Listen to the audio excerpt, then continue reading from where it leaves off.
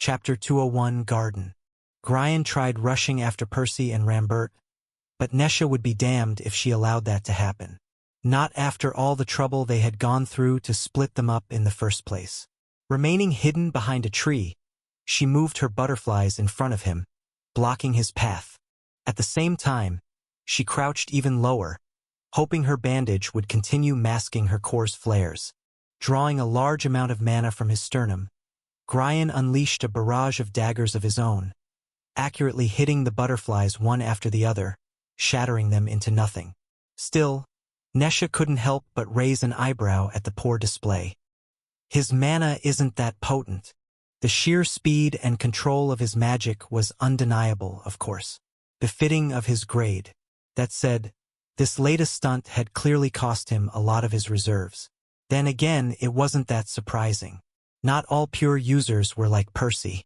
Cursed with the weakest affinity, they were often treated as lesser among their peers, having to put far more effort to keep up. Growing a little more confident, Nesha drew some more mana from her core, summoning a new set of butterflies, sending them after him before he escaped.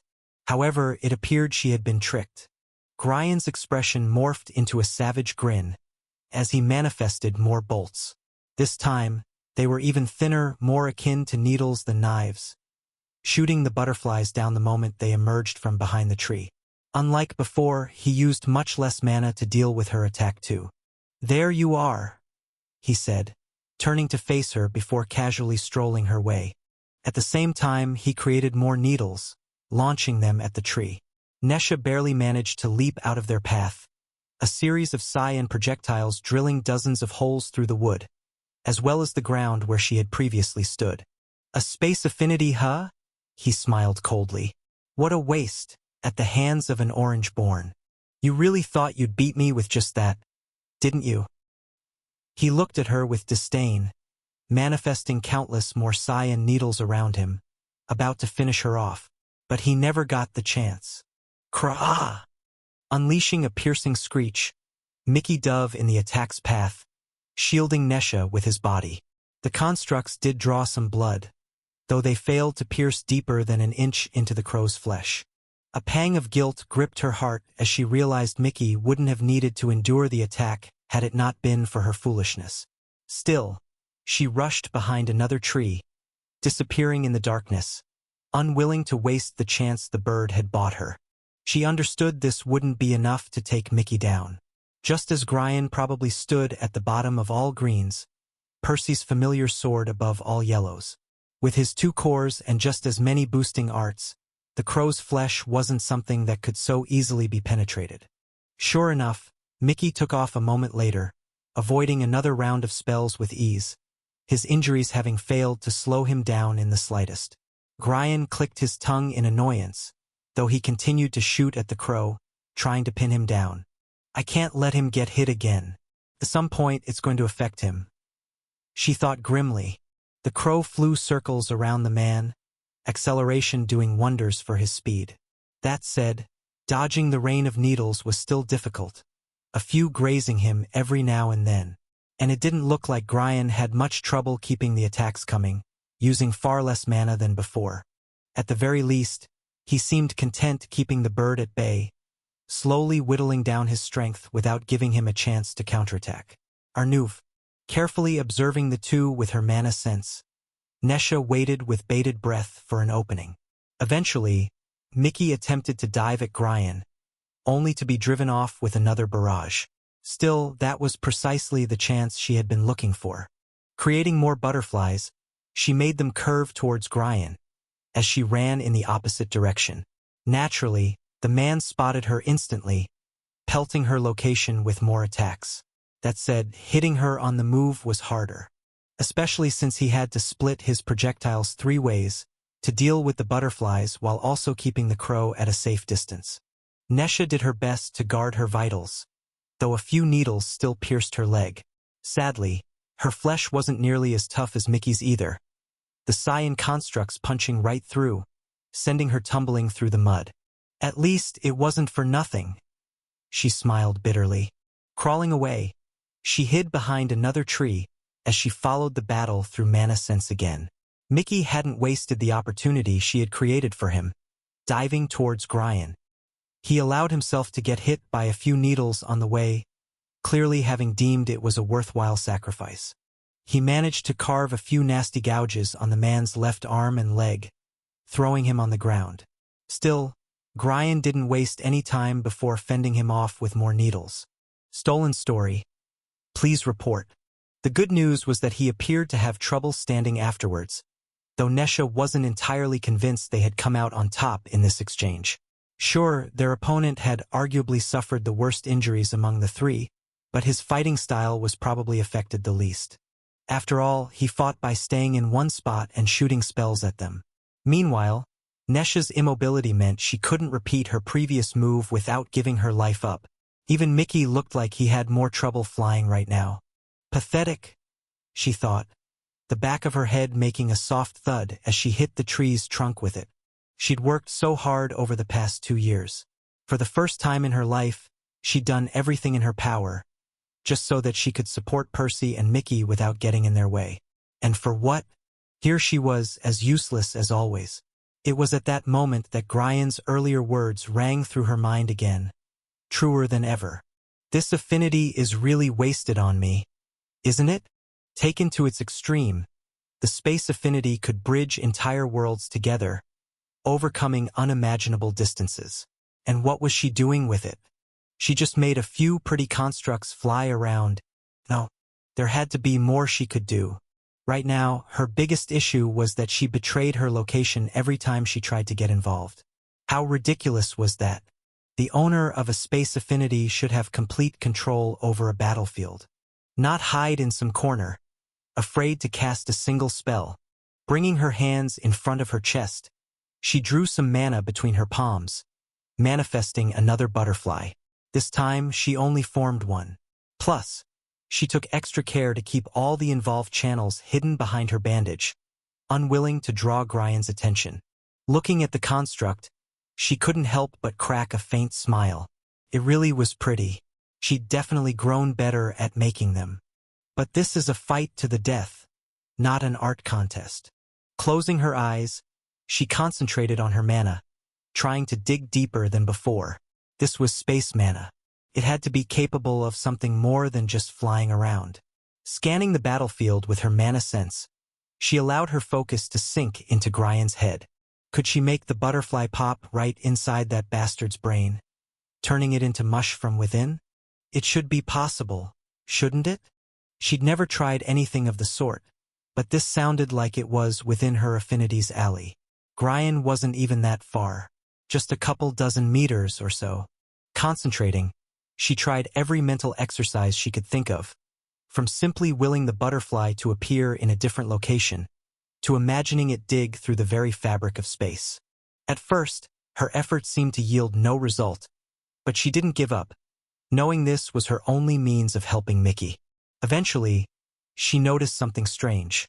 The butterfly still hovered in the same spot, showing no signs of moving. However, some mana suddenly vanished from her core, a blob of yellow popping up in a random location near Gryan. Naturally, the man instantly unleashed a barrage of needles to bring it down, but Nesha didn't care about that, instead focusing on what she'd done. It worked. But why like that?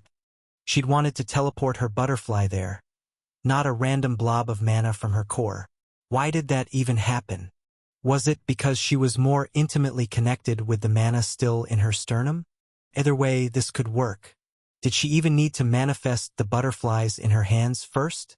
This was space mana, after all. If she could teleport it right out of her core, could she directly form her spells from it at the same time? Trying again, this time she imagined some mana, the same amount she usually used when creating a butterfly vanishing from her core. She pictured it materializing as a butterfly inside Gryan's head. Something happened again. More mana disappeared. This time, it did take the correct shape, though it still didn't go where she wanted it, appearing a few meters away from her target. Spooked, Gryan hurriedly put some distance from that spot, before destroying the construct. Though in his panic, he nearly gave Mickey another opening to attack, only managing to drive him off at the last second. Nesha's heart skipped a beat at the sight. Her latest trick wasn't accurate in the slightest, but it could still work. Getting the butterflies to manifest inside her enemy's body didn't seem possible, and neither did she think she could teleport them a second time after they left her core. However, she should be able to control them remotely like she normally did. Repeating her actions, she created a second one, and then a third and a fourth. One butterfly after another popped into existence around Gryan, each of them appearing in a random spot in his vicinity. Taken aback, the enemy mage unleashed much more mana than before, trying to destroy them as soon as they appeared. Still, he seemed to have trouble keeping track of them all at once, especially since they flew around erratically, making it even harder for him to hit them, as they all tried closing in on him. Mana kept draining from Nesha's core at a ridiculous rate. It appeared each construct sucked a little more than it normally did too, the very act of teleporting them not without its own cost.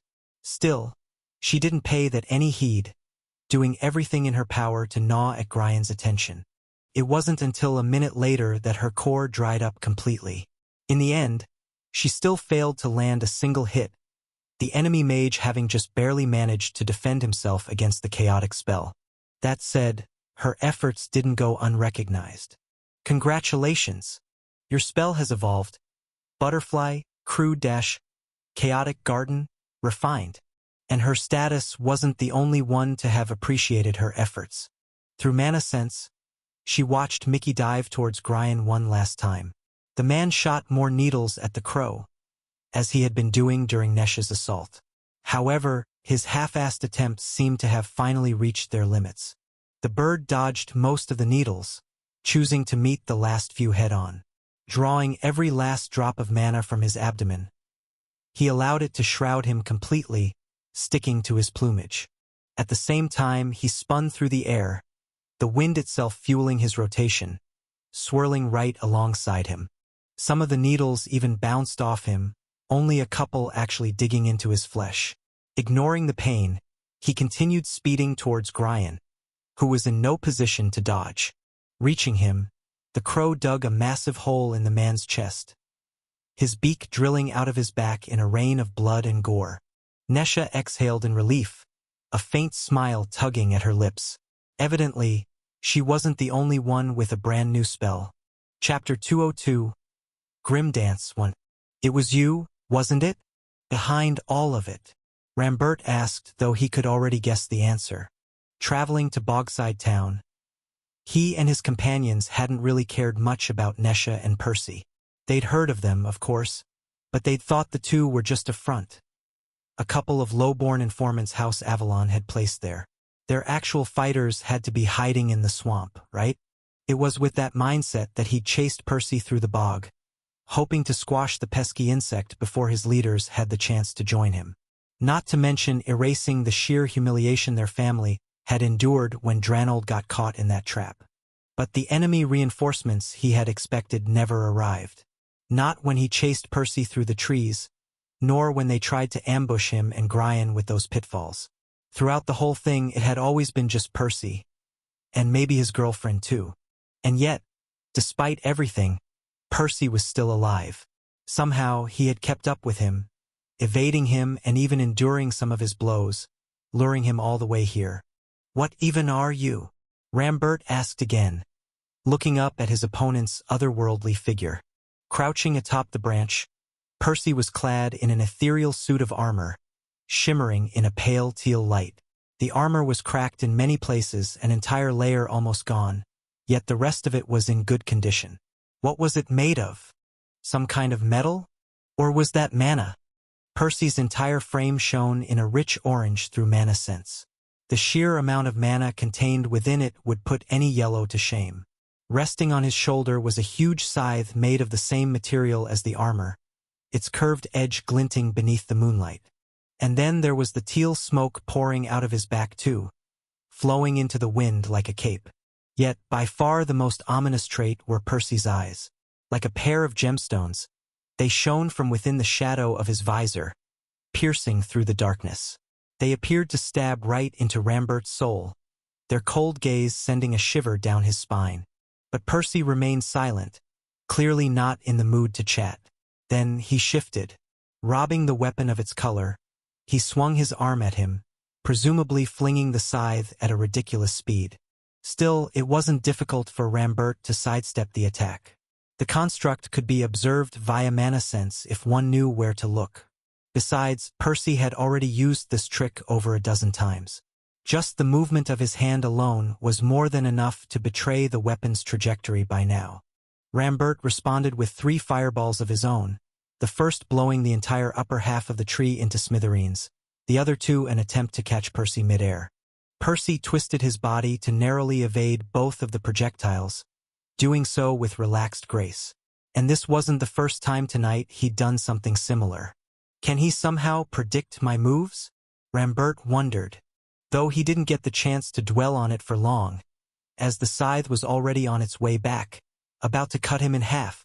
But he didn't panic, seeing an opportunity instead. Jumping over it, he sent 3 more fireballs at Percy. If he wanted his weapon back, he'd have to eat the blasts. Unwilling to take the risk, Percy chose to dodge instead. Tough as it was, his armor clearly had its limits. Seeing that his enemy was now unarmed, Rambert capitalized on his advantage, launching a barrage of fireballs at Percy. Each was a little smaller than before, but there were too many of them to dodge them all. If you spot this tale on Amazon, know that it has been stolen. Report the violation. Left with no choice, Percy barely avoided whatever he could, as the rest clashed against his armor, peeling the rest of the outer layer off. Rambert was about to pick up the pace, to try and eat through the second layer too, when he sensed something flying towards him by the corner of his eye. What the? How? He barely managed to lean back just enough to not get bisected, though the scythe still carved a deep horizontal cut across his chest, missing his heart by an inch. Ignoring the thick smell of iron and the blood gushing out of his wound, he shifted his attention back to Percy, only to notice the scythe was spinning towards him once more. Hastily pulling some mana from his core, he allowed it to explode out of his right palm, propelling himself out of the weapon's path. Yet, before he even had the chance to catch his breath, the scythe flew at him again, this time coming from his left. Panicking, he drew even more mana than before, blasting downwards with both hands, shooting himself to the air. But he didn't allow himself to relax this time, scanning his surroundings with mana sense. How was Percy doing this? The scythe couldn't possibly move that fast. Ariepsilon. Not letting up, Percy shot some throwing stars at him, as the scythe spun towards him from below. Unleashing 2 more blasts, Rambert maneuvered around the attacks, before resorting to his 6th sense again, still trying to make sense of this mess. Percy continued pressuring him, somehow sending the scythe at him from all sorts of directions, as Rambert tried to piece together what was happening between fleeting glances. For a couple minutes, the only sound breaking the eerie silence of the bog were the deafening booms of his explosions, as he danced in the air, frantically dodging the insidious weapon. It wasn't until his mana was down to about half that he finally understood how Percy was doing this, the realization causing him to draw a sharp breath. 10, 15, 20. Percy hadn't just created one scythe. There were dozens of them, scattered around the battlefield, hidden in plain sight, and Rambert wasn't even sure these were all of them, as each of them was both invisible and under the same cloaking enchantment. This is why he brought me here. Knowing it would only be a matter of time until he lost his life at this rate, Rambert decided to switch things up. Dodging the next 2 scythes, at least it didn't seem Percy could control too many of them at once. He then propelled himself right at his opponent. Percy leapt backwards, trying to put more distance between them. At the same time, he sent more of the weapons at Rambert, hoping to slow him down. Still, it was much easier for him to dodge the scythes now that he knew about them, as he always kept track of the nearest ones. Meter by meter, blast by blast, Rambert slowly closed the gap to Percy, delivering a heavy punch at his torso. Furthermore, he unleashed a hefty amount of mana on impact, supplementing the physical blow with an even stronger explosion. Rambert grinned as he felt something crack beneath his fist, as Percy was sent smashing through a tree. Though his smile soon soured, noticing 2 more scythes spin towards him. Caught in an awkward position, Rambert hurriedly jumped upwards, not having time to draw any more mana. He managed to avoid the constructs, though the third one he failed to notice in time. He barely shifted his torso to protect his vitals, but the scythe still sliced through his shoulder, cleaving his left arm off. "The bastard got me good," he grimaced, landing in a muddy pond with a loud splash, a fountain of blood pumping out of his stump. Evidently, Percy hadn't eaten that attack for nothing. Rather, he'd gambled his armor against Rambert's offensive, hoping to extract an even heavier price in return. The only silver lining was that the pain of his amputated limb had yet to register. Getting back on his feet, Rambert sidestepped another scythe, his gaze falling on Percy. Walking towards him, the young man clearly hadn't escaped the previous scuffle scot-free either. Percy's chest plate appeared slightly caved in, countless cracks branching outwards from his sternum.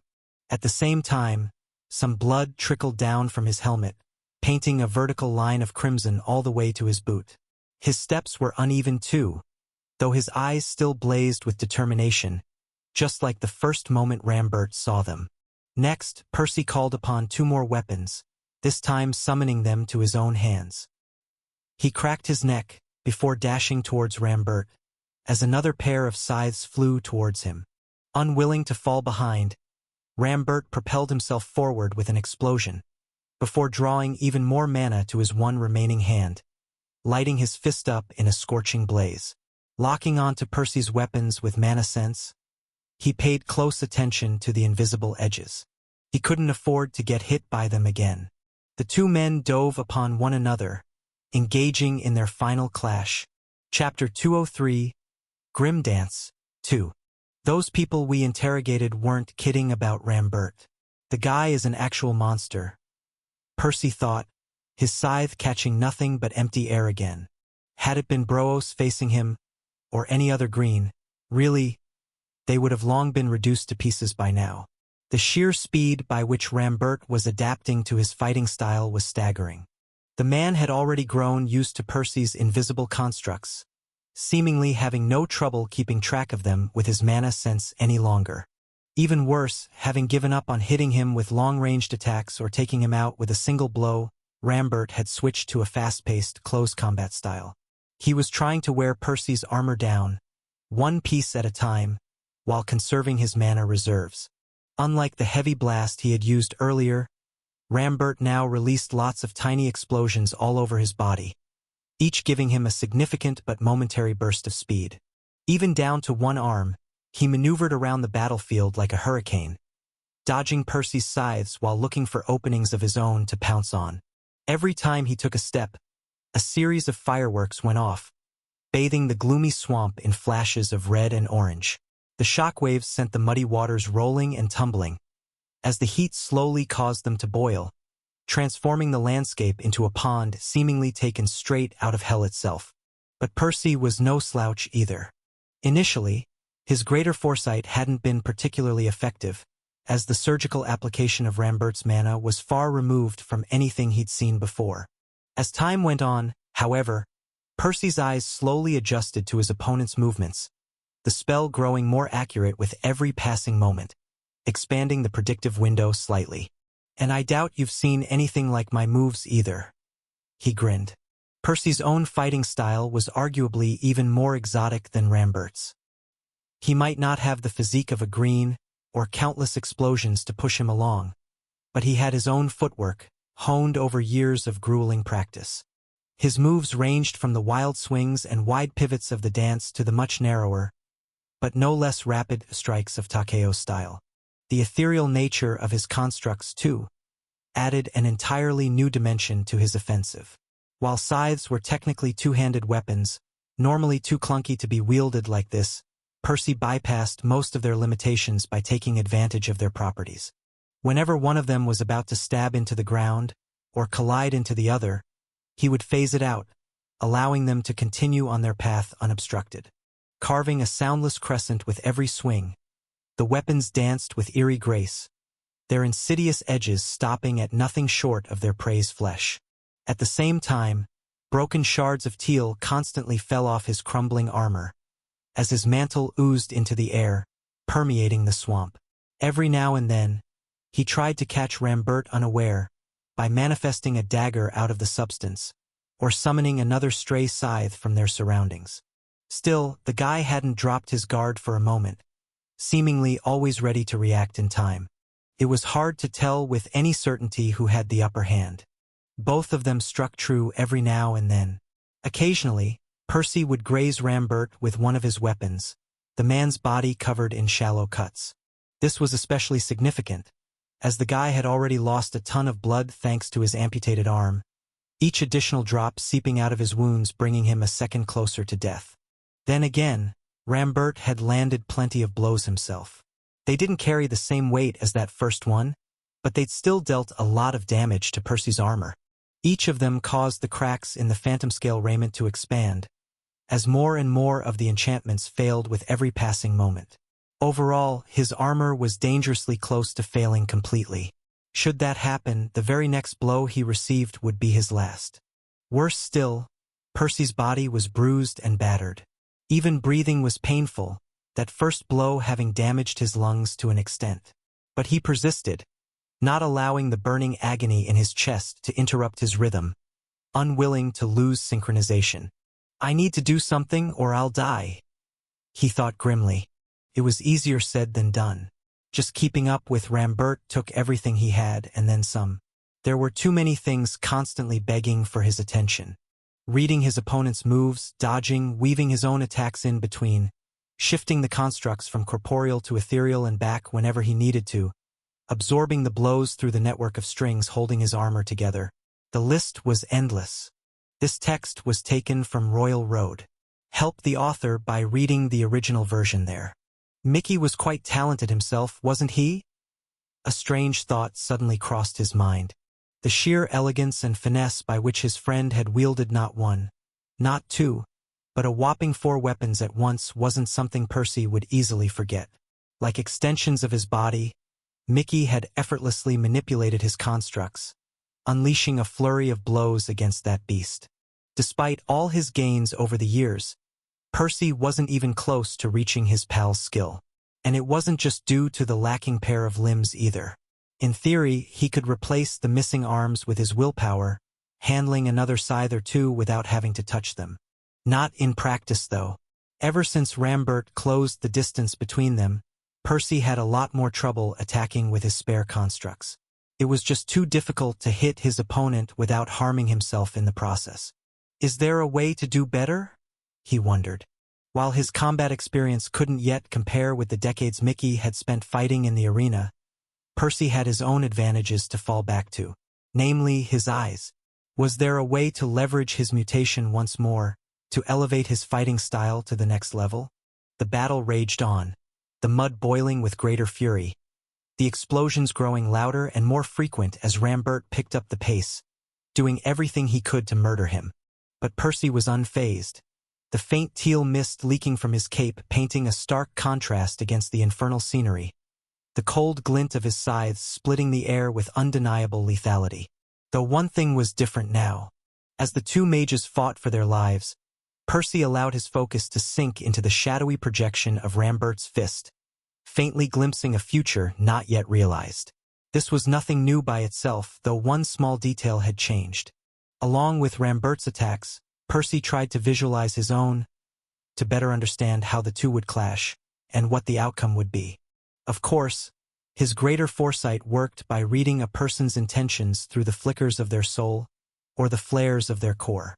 Naturally, Percy didn't have the luxury of examining himself in the midst of combat, meaning that his spell failed to capture the essence of his own moves. But that was okay. He didn't need any help, as he was already privy to his own thoughts, even without the aid of a spell. If anything, his moves appeared even clearer inside his mind. 2 sets of actions, 2 opposing wills, fought for dominance over the swamp. Each tried to exert control over the battle, to steer it into a different direction. And wherever they met, blood was drawn, or mana-forged constructs shattered. Soon, Percy realized he might have bitten off way more than he could chew.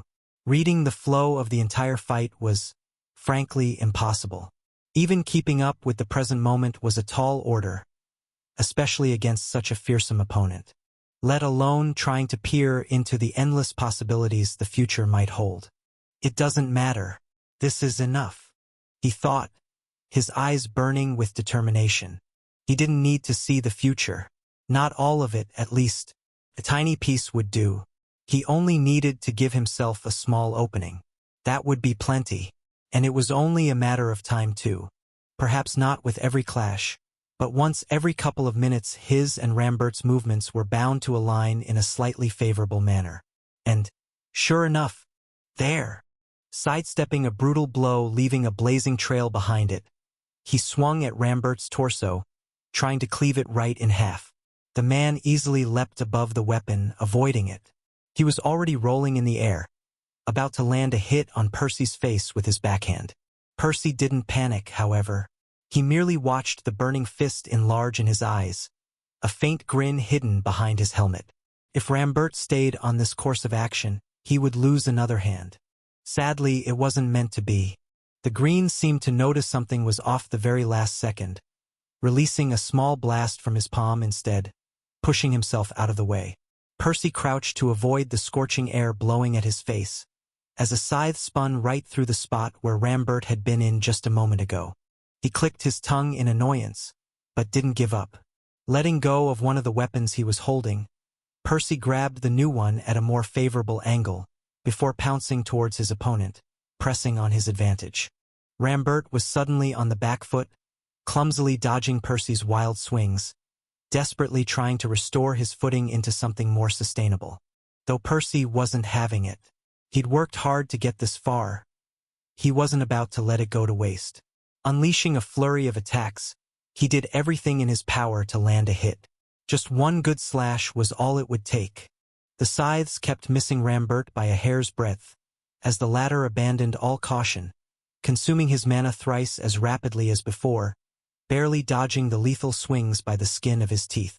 Percy was about to push himself even further, when he caught wind of a sudden counterattack his opponent had brewed up. Apparently, the talented Green wasn't about to go down so easily. Releasing a significant amount of mana all at once, Rambert unleashed a powerful explosion between them, forcing Percy to leap backwards, bringing his offensive to an abrupt end. And that was only the beginning. Realizing that caution and patience weren't going to get him anywhere, the Fire Mage leapt after Percy himself this time, fueling his attacks with even more mana than before. The sheer rate by which he was draining his core wasn't sustainable. He would run out in the next minute or so. Getting desperate, are we? Percy smiled coldly. Impulsive as it was, Rambert's strategy was brutally effective, however. Within mere moments, he landed several more hits on Percy's armor, smashing the second layer into bits. Even the final layer was already damaged severely. Percy doubted it would last longer than Rambert's remaining mana. Bring it on then. Let's see who gives out first. Chapter 204, Grim Dance 3.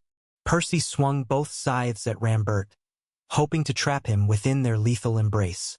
The man leapt above the closing stranglehold with relative ease, before trying to land a blow of his own. But Percy wasn't deterred so easily. Letting go of his weapons, he used a third scythe to divert the attack. The construct still shattered in the process, unable to survive the full brunt of the Green's fury. Yet that was merely the start. Percy doubled down with another slash from a fourth scythe, soon discarding it for a fifth after that also failed. Like that, the two men fought with everything on the line, hinging everything on their battle's final act. Whenever Rambert's fist made contact, Percy's armor crumbled. Without the hardness runes keeping the pieces stable, the absorption runes alone struggled to fend the powerful attacks off. At the same time, Percy's bones cracked, his flesh turning to mush beneath the armor, bloodied patches already exposed in several locations. But he wasn't without his own victories. Using the scattered weapons as disposable replacements for his own, he pressed onward with greater confidence, inflicting more injuries on Rambert. The man's already pale skin had grown even paler, making him resemble a corpse more than a living person by now, his gaunt body animated through sheer grit and unyielding rage. Though Percy couldn't care less about his opponent. He even ignored his own pain, or the very real possibility of death looming around the corner. Instead, he allowed himself to fall into a trance, grasping at a new opportunity emerging by the edge of his consciousness. Swapping his scythes one after the other, he failed to properly wield them all, often resorting to all sorts of awkward grips out of necessity. Sometimes he held one with his elbow, other times even using his armpits. Suffice to say, the circus act wasn't particularly effective, unless his goal was to make Rambert laugh. Still, the feeling of the manifold constructs pressing against the inside of his joints inevitably jogged some long-buried memories, bringing them to the surface of his mind. These weren't merely his own. They were experiences he had shared with a friend all those years ago. Naturally, they were from the Colosseum back on Huehue, from when Mickey demonstrated how he fought. Doing his best to remember, Percy capitalized on the lingering remnants of muscle memory, trying to reconstruct part of his friend's style, and to adapt it to his current needs. After all, he couldn't use it in its original state, as many of his circumstances were different, from his affinity to his physiology, and to the very nature of his weapons. At first, he made several mistakes. He'd accidentally drop a scythe at an inconvenient moment, or swing it without putting enough force behind the attack. And Rambert made sure to punish him each time, making his situation even more dire. But Percy wasn't an amateur, and this wasn't the first time he'd tried replicating Mickey's style over the years. In fact, his growing connection to his teal constructs only made his job easier.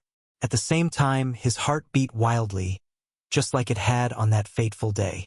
Little by little, he improved, making fewer errors, as his weapon's shafts rolled along his limbs, their edges spinning elegantly in ever-shifting arcs around his body, carving an inviolable zone of death in their passing. Still, he wasn't as good as Mickey. This was nothing but a cheap imitation. Or at least that was the case until his status spoke. Congratulations! You have mastered a new spell. Wild art, grim dance, refined. This tale has been unlawfully lifted from Royal Road. If you spot it on Amazon, please report it.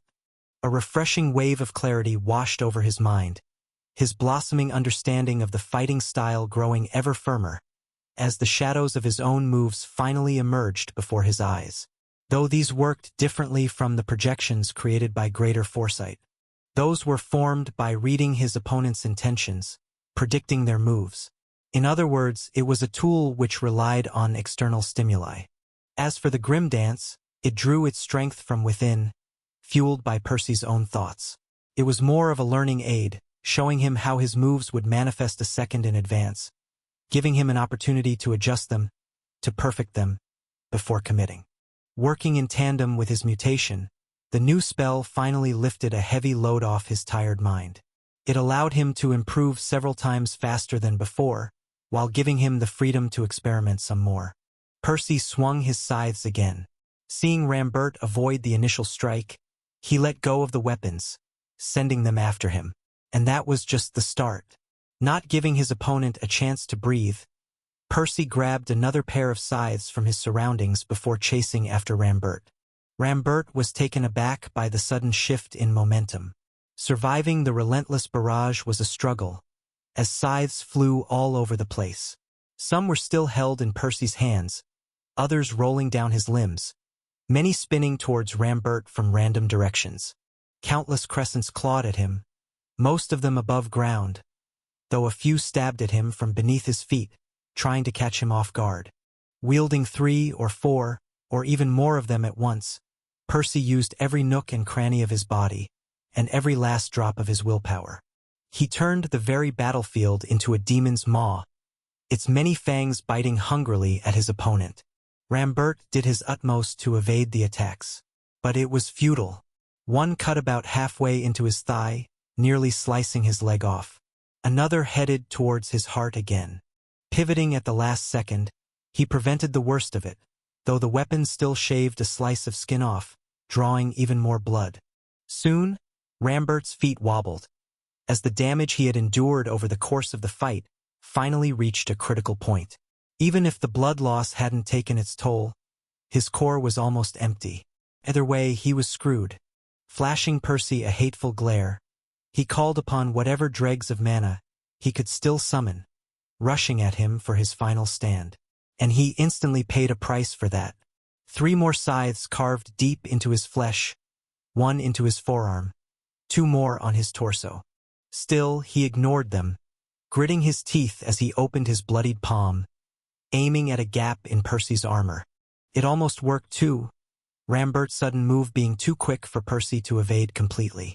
Shifting his body slightly, he instead forced the green's grip to land in a different spot, one still guarded by a loose plate of mana. Clicking his tongue, Rambert closed his fist at the last second, punching Percy with as much strength as he could muster.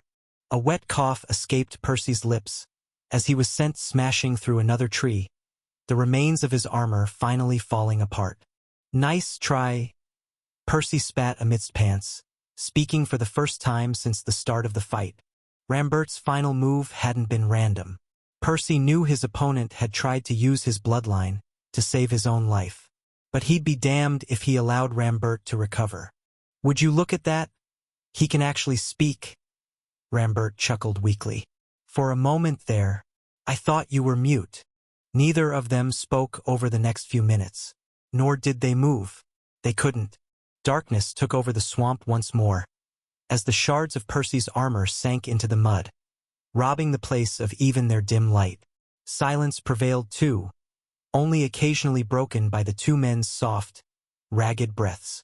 The only evidence of the apocalyptic battle that had taken place mere moments ago was the scent of charred wood blending with the stench of spoilt eggs.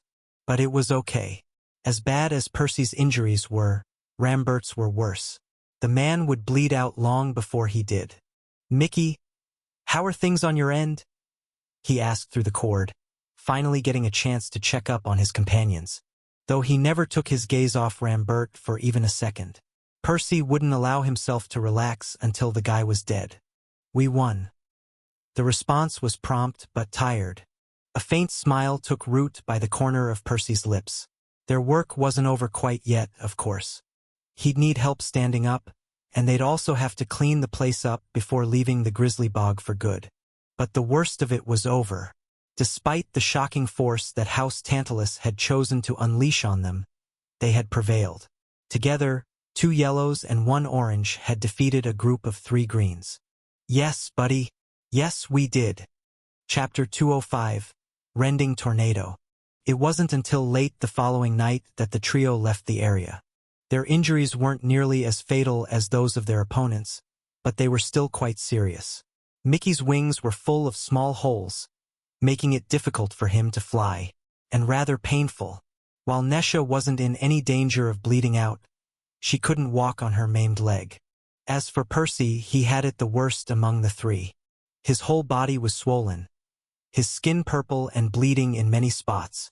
"Such a waste," he sighed, looking at the handful of green mushrooms left in his spatial amulet. Most of his stash had been destroyed inside the trap they killed Dranold with. The rest they'd consumed to fix the worst of their injuries, just barely allowing them to move. Naturally, the mushrooms were far less effective when eaten raw. Sadly, Percy didn't have the time or mental capacity to figure out how to brew them into potions right now. "Do you want to take a detour to the Trollsden before we go? We can get some more from the trolls," Nesha suggested. He grimaced at the sound of that. Honestly, he'd spent enough time in the Grizzly Bog to last him a lifetime. Even over the past day, he and Mickey had stayed in the swamp, having plenty of tasks to tend to. Among them was cleaning up the various battlefields, getting rid of any lingering runes. The enchantments Percy used weren't anything special, but the vault script still differed from Remir's. He'd rather not deal with the fallout if somebody stumbled upon them by accident. Being hunted for the Aurora Dew was bad enough. Plus, he also wanted to salvage some of his construct's pieces. Obviously, they didn't bother scooping every last shard from the filth. It was too much work, especially limping and in pain as they were. That said, they managed to collect some of the still intact scythes and the largest fragments they could find. All in all, Percy retrieved about 20% of his teal powder, adding another week or 2 of accumulation to his trusty jar. Not that he was looking forward to replenishing the rest or reforging his armor. Nah, let's leave it. Honestly, I just want to go home right now. He could ask Baldy to help him grow more mushrooms once he was back at the mansion. Percy had a hunch his grandpa's clones would be an excellent place to plant the parasitic mushrooms on. With any luck, Archibald's violet life mana would accelerate their growth too. And there was another favor he wanted from him. How did the townsfolk treat you, by the way? He asked, changing the topic. Since he couldn't exactly appear in front of others until he came up with a way to hide his glowing eyes. The job of scavenging through their house's rubble had fallen on Nesha. Not that she'd found much. Just a couple of vials of Dranold's elixirs that had miraculously survived the implosion, along with another mushroom or two. Most of them like a hero. They offered us some food and a place to stay, if we wanted. But I declined. Percy nodded. This was what they had agreed on.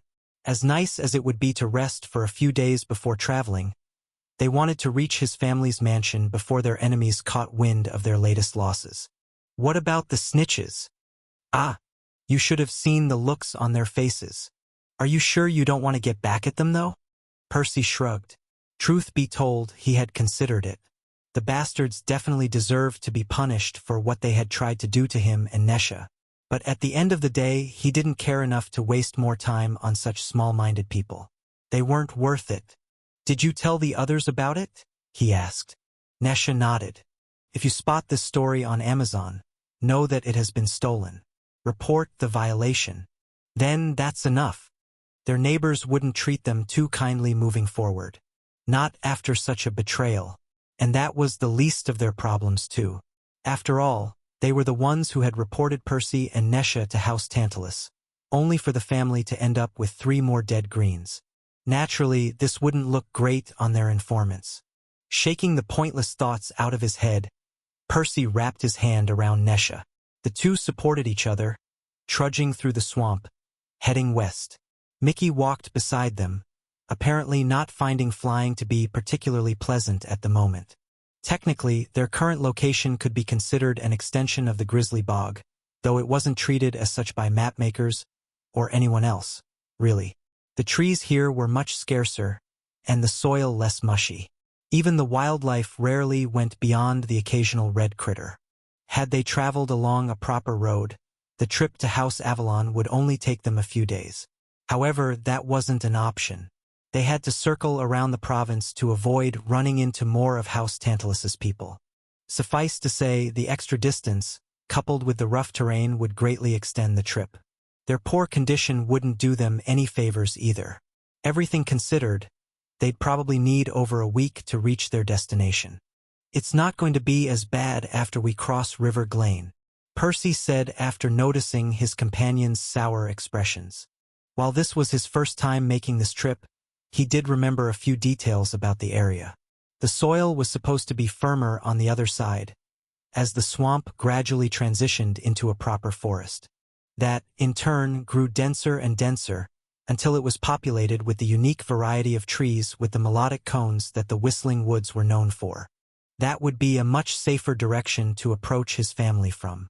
Not that it was impossible for House Tantalus to venture in that area, but it was far less of a certainty, especially given their current lack of manpower that Percy and Nesha themselves had contributed to. His words did seem to cheer the others up a little. Still, this promised to be a long and tedious trip.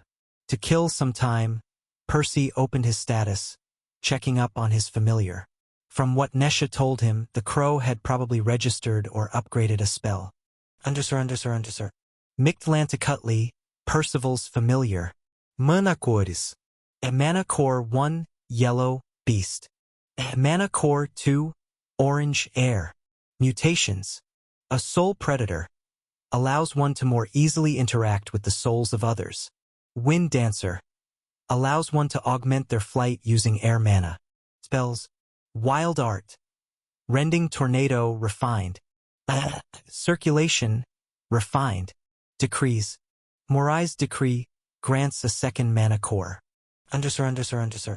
Percy couldn't help but crack a smile. Upgraded to refined? Way to go, Mickey. The bird didn't say anything, but Percy didn't miss the wave of pride seeping through the cord. And honestly, it was well-deserved too. Getting that far as a yellow was no small feat. It was proof that his familiar had worked hard over the past 2 years. Like him. As did Nesha. He thought, squeezing her shoulder gently. The girl had arguably progressed the most out of the 3. Sure, the sheer number of refined spells he had registered vastly eclipsed hers, despite his lower grade. Still, he had plenty of advantages aiding him while she had started completely from scratch. Over the next few minutes, he asked the others for some more details of their fight against Gryan, hoping to understand his familiar's new spell a little better. Unlike Acceleration, which used much less air mana over a prolonged period of time, the Rending Tornado consumed nearly all of Mickey's reserves to deliver one powerful, deadly strike. Should the crow resort to this move at the wrong moment, or fail to finish his opponent with it, he'd end up in a world of trouble. Luckily, the bird had already proven smart enough to use it wisely. With this, all 3 of us ended up with new refined spells. Granted, the events of the past few days had been exceedingly dangerous. Even with all of their, arguably paranoid preparations, they had barely managed to survive the ambush. And Percy was keenly aware that they owed their survival to his lucky trip to Atlantis. After all, they had already planned to face off against House Tantalus since before his clone ended up in Enki's body. He'd really thought that their traps and his phantom scale raiment would be enough. And they might have been if their enemies had only sent 2 greens like they had expected, or if Rambert hadn't been among them. However, the final clash had been so close that Percy was sure he wouldn't have survived it without both of his wild arts. I've got to be more careful in the future, he decided. It was true that risks often came hand in hand with rewards, as was the case here, and Percy needed that if he hoped to ever realize his ambitions. But he'd need to prepare himself better the next time, as he wouldn't always get so lucky. Especially since it wasn't just his own life on the line anymore. Chapter 206. Food. I'm hungry, Mickey complained for the billionth time. All right, I suppose we could all use a break. Percy sighed. At least, they'd already crossed the river a while ago, so the place didn't stink of rot anymore, ruining their appetite. Walking over to the nearest tree with Nesha by his side, they sat on an exposed root. Next, he opened his spatial amulet, tossing a chunk of meat to his familiar. A poor replacement for a mana core, even a red one. But they weren't in any condition to hunt for live prey, nor had they seen any in a while. Finally, he grabbed a loaf of bread, splitting it with Nesha. Gods, I miss Freddy's honey rolls so damn much, he groaned, nearly breaking a tooth on his stale meal. If I could go back in time, I swear I'd kidnap him. I think your buddy really dodged an arrow there, Nesha chuckled. I doubt he'd enjoy hiding from the divine root alongside us. Turning to Mickey, who had already finished his own food, however, her smile faded. Say, what are we going to do about him? Our supplies will run out in a few days. Percy nodded. This was something he'd been thinking about for a while. He and Nesha would be fine, as they'd reach his family's place by then. But Mickey was a different story. There was a reason why beasts above red were aggressive, dangerous, and rare. Naturally, it was all caused by their insatiable appetite, as their bodies demanded a ridiculous amount of food and mana to survive. This was obviously why they had left for the fungal spire in the first place, in addition to his own need for elixirs, of course. And the problem was even worse now, as the crow had evolved again, making the Whistling Woods an even poorer habitat for him. I suppose there's only one solution, he said. Mickey, come over here. The bird acquiesced, waddling over clumsily. His injuries had improved a little since they left the grizzly bog, though not as much as they would have if he had more food. Flying wasn't impossible for him, though he still preferred walking for now. In any case, the crow didn't seem to care about his wounds much, reaching him and Nesha promptly, some excitement glinting in his silver eyes. Seeing him like that, a pang of pity gripped Percy's chest. The poor thing probably thought he was going to get more food. Well, he's not entirely wrong. Though it wouldn't be real food, just a substitute to quell his hunger. Hopefully. What is it? The familiar asked. I'll show you one of my spells. I'll need you to start working on it as soon as possible. I think it'll help with your hunger. Percy explained. Hearing that, Mickey's head drooped in disappointment, though to his credit he didn't complain. Clearly, he also wanted to do something about this. Naturally, Percy was thinking of his soul conversion or, well, a version of that suitable for Mickey's affinities. This hadn't been an option for them back when they left for the guild, for multiple reasons. Most importantly, the Crow had lacked the cognitive ability to understand the process back then. Not to mention that they hadn't even repaired his second core yet. And Percy hadn't been able to spare any of his own soul mana for his familiar, as he'd also had his own injuries sapping at his reserves. It wasn't until recently that Percy even considered this approach, the books he had read in the vault opening new doors for him.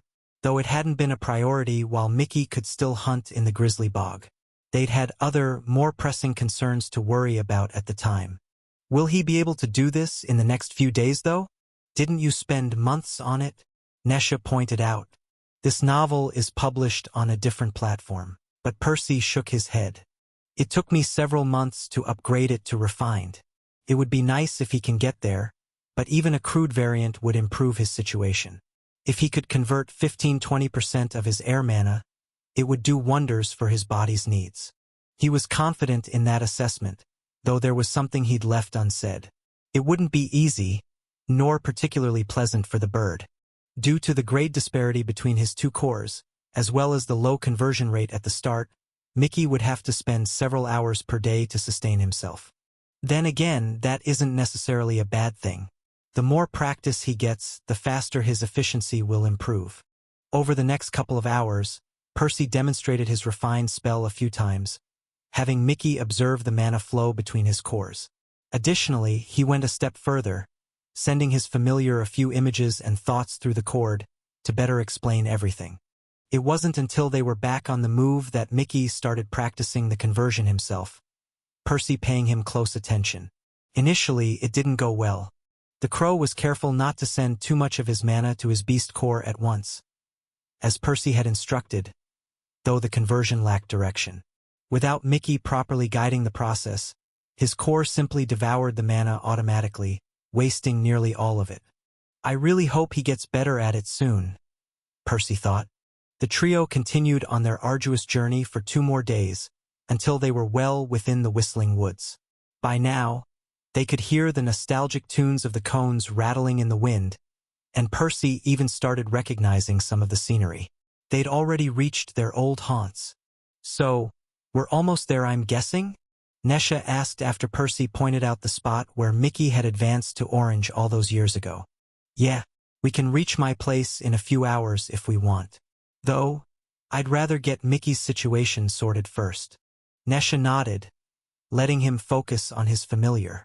The Crow had improved a lot over the past couple of days, his wounds having nearly closed.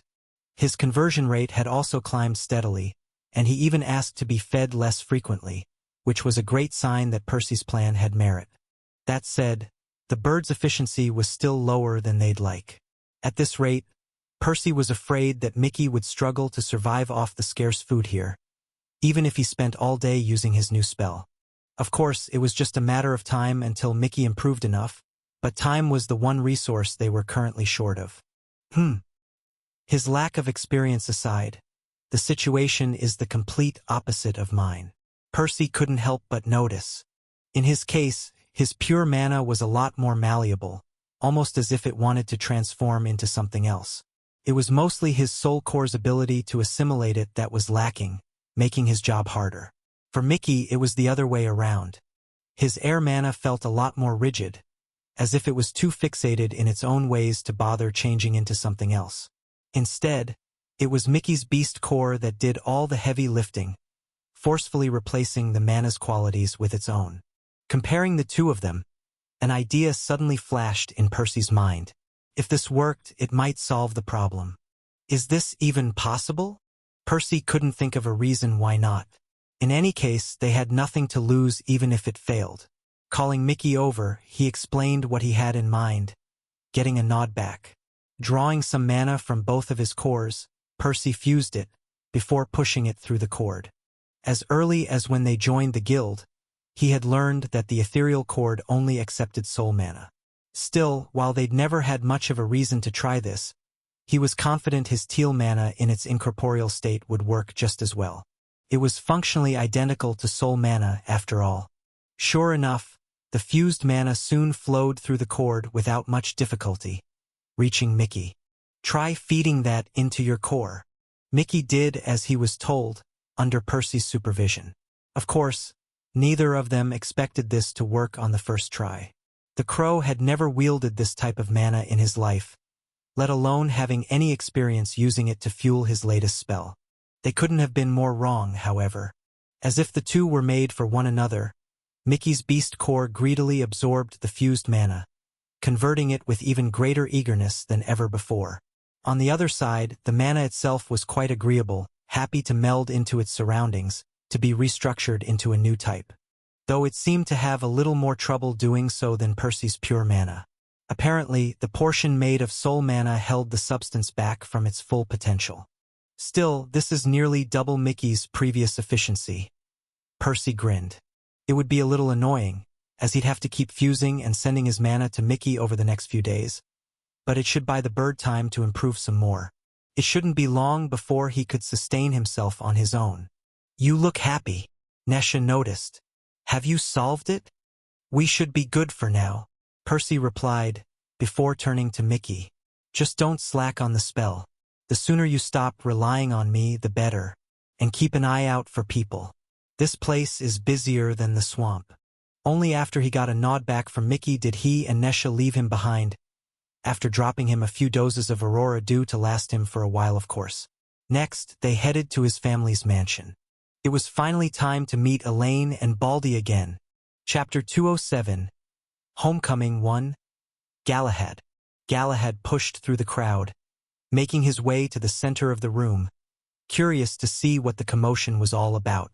The main hall had always been one of the busiest places in the mansion, serving both as a lounge for everyone to mingle in, as well as the spot where they could pick their missions from. That said, things had changed a little since the advent of the war. Nowadays, the family avoided assigning non-essential missions, as Archibald was afraid of risking people's lives unnecessarily. However, this only made the place busier than before.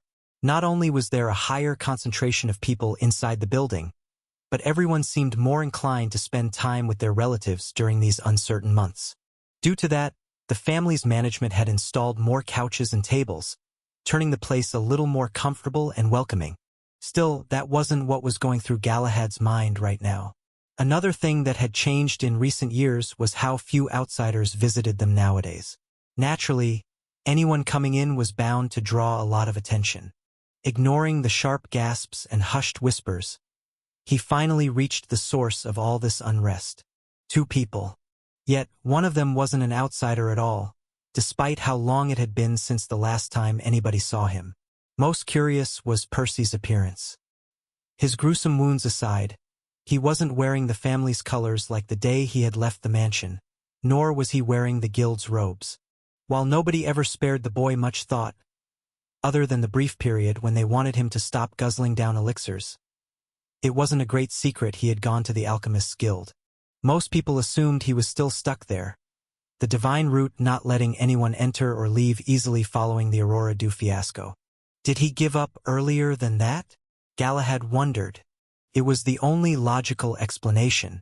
How else would he have escaped the blockade? Perhaps he had failed to make a living as an alchemist. It wouldn't be that strange. And was forced to leave with his tail tucked between his legs. Next, he must have tried his luck outside, only to fail there as well, before ultimately returning home. At least, that was what Galahad would have assumed in the past, though he'd long decided to stop making assumptions about the boy. No. He's not even a boy anymore. He soon corrected himself. Percy's outward appearance was arguably more pitiful than ever before. The torn scraps he was wearing, and the numerous injuries still oozing blood aside, it was the filthy bandage looping around his head that was the most lamentable by far. Had Percy gone blind? That would certainly explain why he had returned. Eyeballs were intricate organs. While they were relatively small, it would take a powerful and experienced healer like Archibald to repair them. But then, why is he smiling? Percy's expression wasn't that of a scared kid anymore, nor was it that of a defeated man. There wasn't any sign that he had abandoned his ambitions, nor any trace of shame in returning home like this. Instead, he radiated the unyielding confidence of a victor, the unmistakable shine of triumph. Even more strangely, he didn't act like a blind person either. He slowly scanned the room, his non-existent gaze seemingly landing on Galahad of all people. It then examined him from head to toe, as if Percy could still somehow see, and through the blindfold too. No, it's more than that. It was as if Percy could peer right through his flesh, observing his soul. The very notion sent a chill down Galahad's spine. "Uncle, is Grandpa in his office?" Percy asked, his voice hoarse but oddly calm. "Unauthorized reproduction. This story has been taken without approval. Report sightings." "Come? I'll take you there," Galahad replied. Turning around, he headed towards Father's office, Percy and his girlfriend right behind him. Had this been before, Galahad wouldn't have even spared his nephew a moment. He would have chastised him for ruining his opportunity and embarrassing their family in the guild. Then, he would have admonished him for seeking to waste more of Archibald's time. But he no longer knew what to even think. At the very least, the boosting art Percy had contributed to the family was a treasure valuable enough to warrant the bare minimum of respect. Maybe Father's blatant favoritism towards him hadn't been an error in the old man's judgment? Was I wrong to treat him like that? That shouldn't be the case, right? At the end of the day, the most important thing was somebody's grade at birth. Even if a Redborn had a special or prodigious bloodline, they were better off just passing it along to the next generation than to try using it themselves. After all, there was a limit to how much they could accomplish with a weaker core and a shorter lifespan. There was no doubt that circulation was valuable, but Percy didn't need to be given expensive elixirs, did he? He had plenty of time to have many kids with his bloodline, and to bring more interesting techniques to their family as he was, without robbing them of a stronger fighter they could deploy on the front lines. Why waste resources on him, just to bolster his pitiful personal strength? "Baldy taught you circulation, didn't he?" Percy suddenly asked, breaking him out of his thoughts. "How can you tell?" he asked, halting his steps. "Other than your strange behavior, you mean?" Percy chuckled. "All the channels in your body are developed more than the average person's." Questions clawed at Galahad's mind, but only one escaped his lips. "Do you disapprove? Surely. I'm the last person you'd want to have it, am I not?" Surprisingly, Percy shook his head. "I admit I never liked you much. Frankly, I found you a bastard," he said, completely unconcerned with the difference in age, status, or power. "But I understand why he did it. If the future head of the family, and our second most powerful mage, cannot even be trusted to keep a secret, then House Avalon is doomed anyway." Hearing his nephew's response, Galahad resumed his walk down the corridor. "And do you even care? You haven't been around in what? 7 years. About the family as a whole? Not that much, but there are people I care about here, and their survival might depend on you one day. Honestly, I was planning to tell Baldy to teach you the technique." Galahad raised an eyebrow, though he didn't say anything else. Soon, the three reached their destination. Knocking on Father's door, he waited respectfully for a couple minutes to be allowed in. A strange concoction of surprise, joy, and concern painted the old man's face as Percy walked through the door. It was by far the most expressive Galahad had seen Father in months. Standing up, an orange glint shifted on Archibald's shaved head as it reflected the afternoon sunlight coming through the window. Some moisture even seemed to gather by the corner of his eyes, though it was gone as soon as he blinked. Stepping forth, he hugged the young man firmly but also gently. At the same time, a powerful wave of life mana gushed out of his core, shrouding Percy from head to toe, the cuts and bruises along his body closing and fading within mere moments. Still, the old man seemed to be at a loss for words.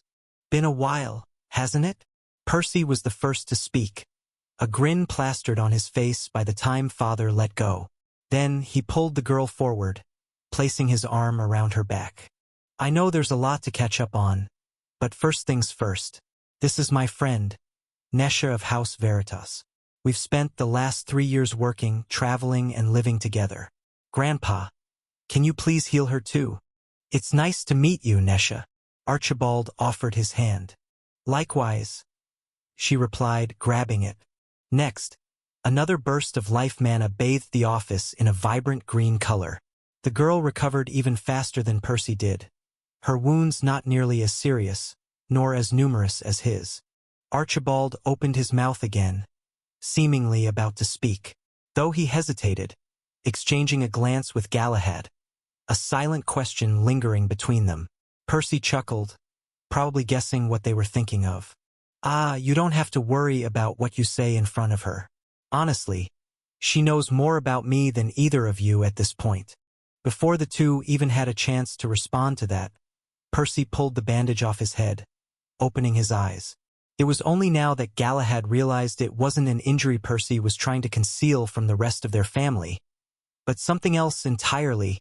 Galahad and Archibald found themselves speechless once more, as they examined Percy's glowing teal eyes, his slit pupils staring at them ominously.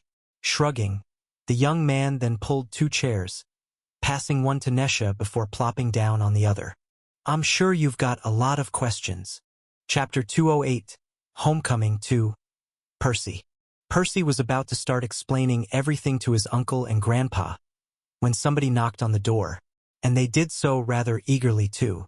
Grabbing his bandage again from Baldy's desk, he was about to put it back on, though he relaxed upon hearing the person speak. Grandpa, is Percy here? It was a chirpy female voice, though a little more mature than Percy remembered. Still, he would have recognized it anywhere, regardless of how long it had been. Come in, Archibald said. Elaine didn't even waste a second, spilling into the office like a flood. Her gaze instantly landed on Percy, her eyebrows briefly shooting up as she noticed his mutation. But she didn't dwell much on it. Seriously, you come home after being gone for 7 years and quiet for the last 2, and you don't even bother to look for me? She asked, some bitterness seeping through.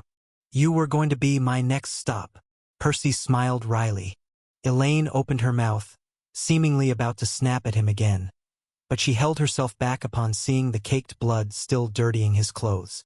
Her anger faded the very next instant, as she rushed at him, hugging him tightly. Percy felt his bones creak. As always, his cousin wasn't the best at controlling her own strength. Geez, I hope you don't hug your baby brother like this, he spat out with difficulty, getting a chuckle back. So, are you not going to introduce me to your friend? Elaine asked with a hint of playfulness. Ahem, like I just told the others, this is Nesha. We actually registered on the same day, though we didn't really get to know each other until years later. Really? So, you're just colleagues? Elaine jabbed at him mischievously with her elbow, nearly bruising his ribs again. Look, it's going to be a long story, so just grab a chair and sit like the others. Percy rolled his eyes as he dodged the question, though he did catch a hint of red flushing on Nesha's cheeks. Next, he looked at the others in the room, a little surprised they hadn't interrupted his little reunion with Elaine. Not Baldy as much, but that prick Galahad was acting rather oddly today. It wasn't like he had suddenly changed his entire worldview just because he'd learned circulation. Percy hadn't missed the faint traces of disdain in his uncle's eyes. The man was still struggling to wrap his head around him and his bloodline. That said, he clearly wasn't in a rush to outwardly dismiss or insult him anymore, opting to try and understand him a little better instead. Oh well, I don't even care. The only thing Percy wanted from his uncle was for him to be a strong and trustworthy leader for their family, in case something happened to Baldy. And that was something Archibald himself could vouch for, otherwise he wouldn't have taught him circulation in the first place. Beyond that, Percy wasn't interested in improving his own relationship with the man. Shrugging, he then proceeded to give his relatives a quick summary of his time in the guild, as well as his clone's adventures. Apparently, it wasn't until now that Galahad finally understood how his bloodline even worked, or how it had allowed him to accomplish what he had. Even Baldy and Elaine stared at him wide-eyed as he talked about the world of the floating cats, the demonic infestation in Takeo's world, the bizarre technology in the Vault of Magic, or the underwater world of Atlantis. This was the first time they were hearing that the status everyone on Remir enjoyed actually came from a decree, the very qualification a god needed to call themselves a titan. Their jaws fell upon learning that his new eyes were the result of a brand new decree, which was also an excellent opportunity for him to flex his second core to his uncle. Love what you're reading? Discover and support the author on the platform they originally published on. Of course, he did water some specific elements down, not wanting to worry everyone. While he talked about the mysterious girl he had possessed and the spectral trait he had acquired as a result of that, he didn't go into detail about how that clone had died on the way back to Remir. As for the vault, he avoided mentioning his dealings with Metatron, or the corresponding decree, making it sound like his adventure there was more of a one-off experience than a recurring thing. However, he didn't shy away from bringing up his and Nesh's connection to the Aurora Dew, as that was relevant to his family. "Have you lost your damn mind?" Galahad yelled, losing his composure for the first time. "What madness possessed you to pick a fight with the Divine Order, and to even bring this nonsense to our doorstep?" Percy shrugged. "I haven't brought anything to your doorstep, as long as nobody speaks of this conversation again. Why do you think I didn't involve our house in the first place? If anything goes wrong, just disown me and say I did this behind your backs. It's the truth anyway." Nobody spoke for a while, everyone seemingly trying to wrap their minds around this revelation. Even Baldy and Elaine found the confirmation of his involvement more shocking than anything else he had shared, despite having previously suspected it by their own admission. In the end, it was Archibald who broke the silence first. "Why bring it up now, then? Like I said, I didn't want to involve you, especially since I had no way of talking to you in person before now. However, now that I'm here, I'd never forgive myself if I didn't even give you the option to benefit from the new elixirs. If you want, we can find a way for me to brew a few doses. Maybe just for the people in this room, since we don't want it to leak." Next, he turned to face Galahad directly. "Uncle, I know this is risky, but it can also be a huge boon for our family. If you could shave a few years off your next advancement, it would place our house in a better spot." Seeing that Percy was only thinking of them in even bringing this up, Galahad's expression mellowed somewhat, as he discussed the issue with Archibald over the next few minutes. In the end, he shook his head, however. "It's tempting, but it's probably unwise of us to accept," he ultimately said. Percy nodded, not pressing the issue. Honestly, he'd expected this reaction. While he and Nesha had the freedom to travel around Remir and hide from the Divine Root, this wasn't an option for Baldy or Galahad. They couldn't exactly bring the whole family around with them, after all. They had too many people to care for, so they couldn't risk the secret leaking out one day. "Very well," he said. "I'm still hoping to get one of the petals, however." Galahad sighed. "Father mentioned you might want one back when he taught me circulation. Honestly, I'm still against it." "Seriously?" It was Elaine's turn to snap, the girl having mostly remained quiet during the previous conversation. "Even after what he's done for our family, that's just unfair." But the man shook his head. "It is unfair. I'm not denying it. And if I ever become the leader of House Avalon, I can promise you now that I won't be a fair leader." Galahad's declaration left Elaine speechless, the girl struggling to find the right response. In the end, the man just continued. "A leader's responsibility is to ensure the family survives and thrives, not that every member feels like they're treated fairly. Circulation has greatly boosted my power, as it has yours and Father's. But there is no reason why we should give up a petal to a Redborn for it, either. Besides, we can't even justify it. We can't speak about any of Percy's accomplishments, so how would we explain this to the others?" Then he flashed Baldy a quick glance, before turning to Percy. "That said, I'm not the current leader of the family. Father is. If he wants to go through with this madness, I can't stop him, nor will I try." Percy looked at Baldy too, curious about his reaction. The man didn't say a word, seemingly torn between Galahad's scathing words and his unwillingness to let him down. Then Percy chuckled. You aren't wrong, uncle. But I've had plenty of time to think about this issue, and I haven't returned home empty-handed. I've brought something tangible to exchange for the petal, so that nobody can criticize your decision. Oh! Baldy tilted his head, the others in the room sharing in his confusion. Even Nesha didn't look like she knew where he was going with this. Opening his spatial amulet, Percy took out a small pouch he had stuffed in a corner, before tossing it on Baldy's desk. The man then opened it, spilling its contents on the aged wood for all to see. The thick scent of iron soon permeated the room, as he sifted through the pile, lining the torn pieces of fabric next to one another. Elaine wrinkled her nose in disgust, though her eyes remained glued to the objects, much like everyone else's. 19 of them in total, of which 15 were yellow and 4 were green, all depicting the same insignia, that of a man's face sporting a set of strangely elongated canines. And all of them were drenched in blood. Chapter 209, Homecoming 3, Archibald. How? Galahad asked, unable to fathom how Nesha and Percy could have possibly taken a single green out, let alone 4 of them. Even Archibald was taken aback, though he did know a little more than his son. Percy hadn't mentioned Mickey earlier, but the crow should have progressed a lot after all these years. Between that, and all the other shocking secrets Percy had claimed from the stars above their heads, it wasn't impossible for him to have caught a green by surprise. Besides, at the end of the day, does it even matter? He asked. Whether Percy had poisoned them in their sleep, or faced them head-on in a duel, the end result was the same. No green besides Elaine and Mordred had contributed as much to their family over the years. However Percy had done this, it was definitely enough to warrant him the last petal. Do you know their names? Galahad asked, still having trouble believing it. That one is from an Earth user called Broos. We actually killed him over a year ago. As for the other 3, they are much more recent. They belong to Dranold, Grian, and Rambert. Everyone drew a sharp breath upon hearing that. Naturally, they'd been in this war long enough to have a decent idea of their enemy's ranks. The difference between killing a random green and taking down Rambert, of all people, couldn't be overstated.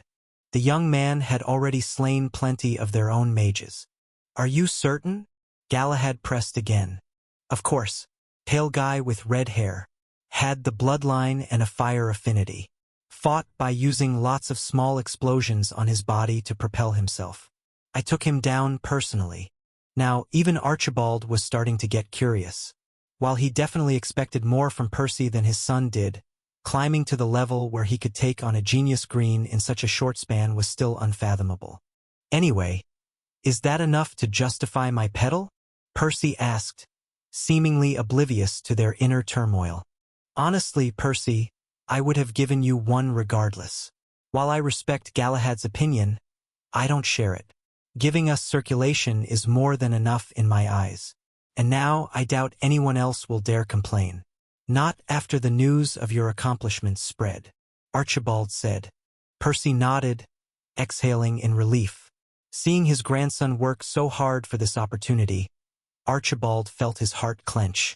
Anyway, how is the war going? Percy asked, changing the topic. We were pretty cut off from news over the past 2 years. Next, the young man proceeded to talk about his and Nesha's stay in Bogside Town, and how they had kept their heads low while staging one ambush after another in the dark depths of the nearby swamp. Of course, he glossed over many details, though he did share enough for everyone to understand the sheer danger the 2 of them had faced. The situation is a little calmer on our end, probably thanks to your contributions too, Galahad explained. Little by little, we gnawed at their forces, eking out lots of small victories here and there. Overall, they lost more people than we did, forcing them to fall behind the river. Nowadays, they've really slowed down their offensive, probably worried we might start invading their own side of the province next. Percy spent a minute or 2 digesting the information, before Archibald spoke again. So, what are your current plans? He asked. Are you only here for the Lotus? Wait, what? Elaine exclaimed, clearly not having considered that. You're going to leave again? Afraid so. Percy sighed. Look, Elaine, One thing I've come to realize over the past few years is that I like traveling and seeing new places, whether that's on Remir or elsewhere. Besides, I can't grow while holing up here, nor do I want to bring you guys any more trouble than I already have. Ensure your favorite authors get the support they deserve. Read this novel on Royal Road. But you just got here, she said, not quite ready to hear this. Hey, I'm not going right away. We'll be here for another month or so. It's plenty of time to catch up, he shrugged. Where are you going next? Archibald cut in, still curious about his grandson's plans. I originally wanted to snatch some elixirs from House Tantalus to restock our stash. I'm not sure if that will be possible, but I do know the next best place to get elixirs from, Percy said. And it's also conveniently close to the best place to drink them. Galahad slammed his fist on the desk upon hearing that. Are you seriously going to keep pushing your luck like this? Hey, we are already wanted criminals. Percy shrugged. What's the harm in breaking another law or two? Wait, what are they talking about? Nesha asked, joining the conversation for the first time. Archibald rolled his eyes at the sight. Evidently, that irresponsible grandson of his hadn't even brought his girlfriend up to speed. You're talking about the Thirsty Valley, aren't you?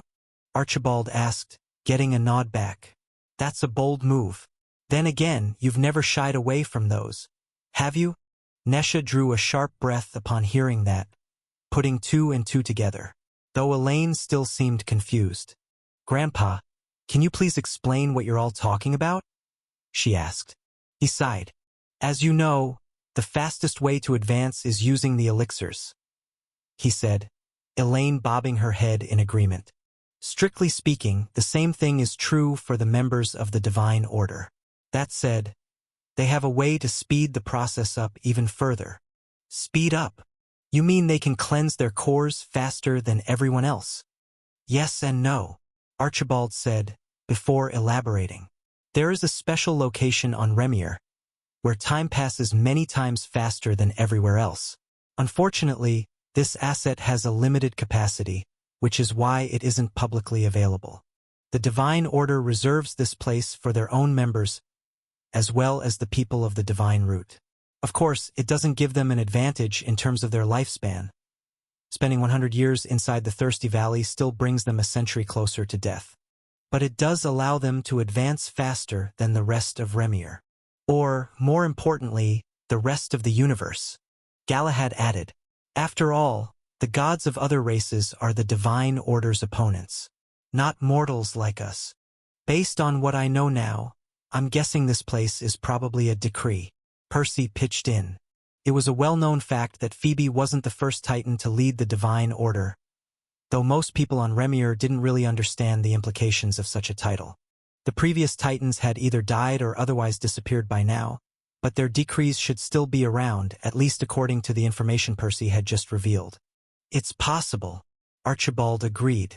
Based on what Guinevere once told me, Remir has had 3 Titans in total. The first was Iapetus, the owner of a life affinity. I bet he is the reason why we have bloodlines. As for the second one, Phoebe's predecessor, he was Kronos, the owner of a time affinity. I don't like this, Percy, Elaine muttered, her voice shaky.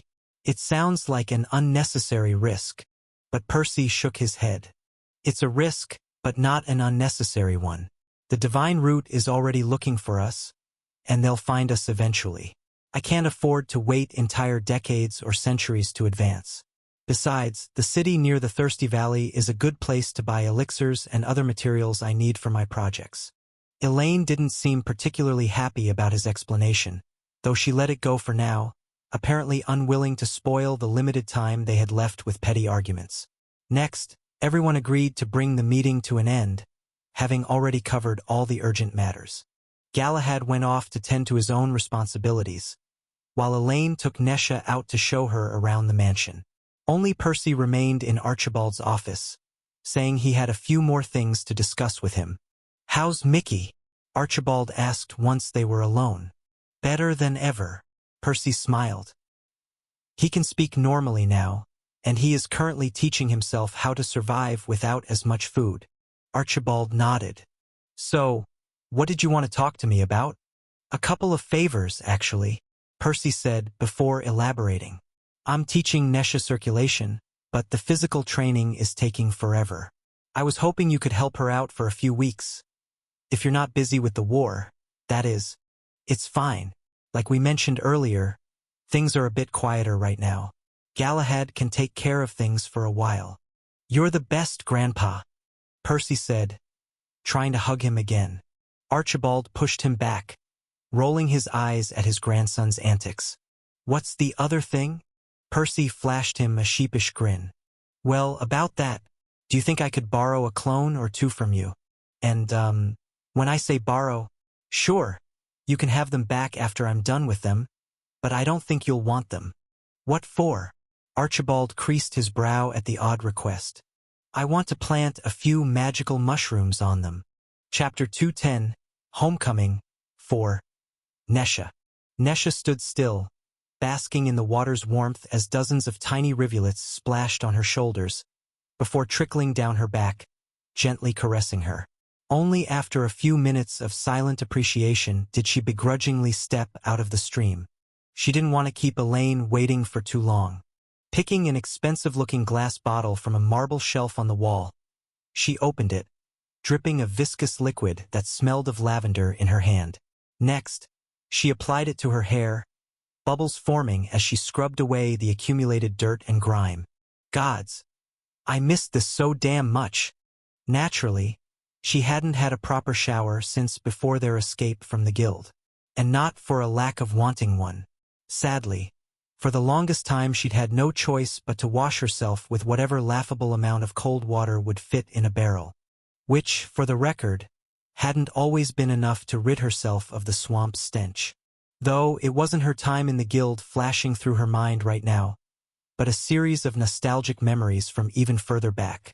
Scenes from a tender age long past, within walls long destroyed. Not that she'd enjoyed her childhood much at the time, yet she couldn't help but miss it. And even that bastard of a father, now that they were all gone. Despite everything, I was so lucky to be born to a noble house. She sighed. Most nobles took simple pleasures like warm showers or fresh food for granted. And Nesha wasn't an exception. It took living for 2 years among commoners for her eyes to open to the hardships the have-nots faced on a daily basis. Of course, even nobles were deprived of such amenities when they were traveling, but that was just a temporary arrangement. Not having a proper house to return to was downright depressing. That said, her time in Bogside Town hadn't been all bad. Her relationship with Percy aside, the sheer progress she had made with her magic was far beyond what she would have thought possible. And she wasn't just thinking of her refined spell. The runes she had studied alongside Percy were, quite literally, out of this world. Much like him, Nesha had actually grown rather interested in the field after all this time. Overcome by curiosity, she leaned forward, trying to make out the runes carved on the wall. They were there for controlling the water's flow and temperature, much like the ones she had used in the guild. Sadly, her poor eyesight in tandem with the thick layer of steam filling the room didn't make her job easy. Thankfully, she wasn't in a rush. Wow, these are really crude, she realized as she traced their contours with her fingers. There was no doubt the enchantments were functional, but they were far bulkier than they needed to be for such a simple task. Not to mention the rather expensive materials they seemed to have been engraved on. Such a waste. Before Bogside Town, Nesha hadn't really been in a position to criticize Remir's runecrafting techniques, though things were different now. I wonder how House Etna would react if they saw our runes. She couldn't help but chuckle at the thought. House Etna was another of the 7 great houses, and they were the leading authorities on runecrafting. Most noble families on Remir commissioned their enchantments from them. Even the Alchemists' Guild had probably employed their services back when they built their settlement all those thousands of years ago. Percy's spatial amulet had likely been crafted by one of their experts too. Suffice to say, if the old geezers in charge of the family were to see how much more compact and effective the vault's runes were, they'd stop at nothing to get their hands on them. Better be extra careful then, she thought, a shiver washing away her amusement. The last thing we need is another great house after us. A case of literary theft, This tale is not rightfully on Amazon. If you see it, report the violation. Stepping beneath the water again, she allowed it to wash away the foam in her hair. Next, she brushed her hand over the runes once more, stopping the flow. Finally, she grabbed a towel hanging on a nearby rack, drying herself. Only then did she walk out of the bathroom, after wrapping the towel around herself. Must have been a while since you had a proper shower. Elaine smiled as she saw her, handing her a set of neatly folded robes. Sorry I took so long, Nesha hurriedly said, her cheeks heating up. Ah, you call that long? Elaine's grin only grew wider, however. Every time I take a shower after a long mission, I get people banging on the door to check if I'm still alive. Nesha nodded, her own lips curling up as she ran her fingers over the soft silk. Wearing something nicer than the rough patches of linen she'd grown used to was yet another small pleasure she'd been looking forward to. How did my jerk cousin get you to spend 2 years in such a lousy place? Anyway, Elaine suddenly asked, probably noticing something from her expression. Nesha shrugged. He didn't. I followed him of my own volition. Initially, I did it for the sake of growing stronger, though I've come to enjoy spending time with him and Mickey. Besides, it's not like I had anywhere else to go. Elaine raised an eyebrow. Forgive me if I misunderstood something, but I was under the impression the guild only recruits nobles. Couldn't you go back to your own house?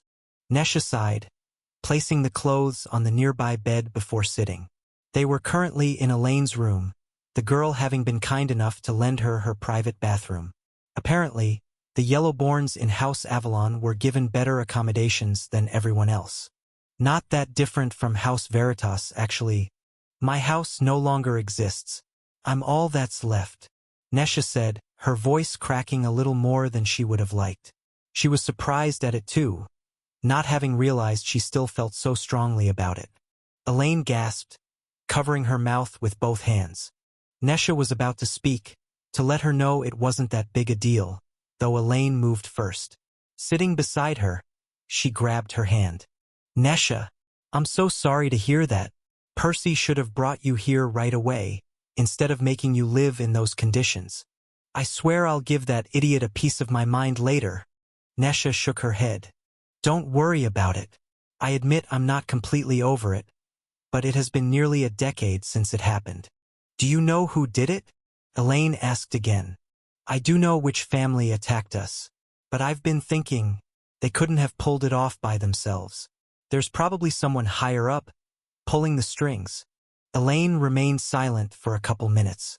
Is that why you're trying to get stronger? She eventually asked. Ridiculous, isn't it? Nesha chuckled. A lone Orangeborn, going up against an entire noble house? Possibly a great house, too. Not nearly as ridiculous as whatever Percy's trying to accomplish. And I think he might actually pull it off one day, too. I mean, a Redborn killing Greens? That's insane. I know, right? That's why I chose to follow him in the first place. I figured if I can accomplish even a fraction of what he does, taking my revenge won't be as hopeless. She said. Though thinking of something, she sighed. Then again, keeping up with Percy might be even harder. Well, regardless. Elaine slapped her thigh before standing up. You've always got a home here. Even if you break up with Percy one day, I'll ask Grandpa to let you stay. Why, you don't have to do that. Nesha panicked. Are you kidding me? An Orangeborn with a rare bloodline, a space affinity, who knows runecrafting and circulation. Any family would be lucky to have you.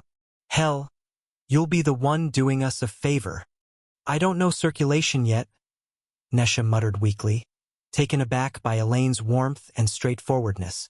I'm sure you'll learn it in no time with Grandpa helping you. Elaine insisted. You should have seen how much trouble it gave me, but I still figured it out in the end. And you're more talented than me too. I mean, going from 0 to a refined spell in only 2 years. That's amazing. Nesha squeezed Elaine's hand tightly. Thanks, Elaine, for everything. The aquamarine-haired girl flashed her another radiant smile, her face beaming even more brightly than before. Somehow, I didn't even do anything. Next, Elaine pulled her to her feet too, dragging her along. Come on.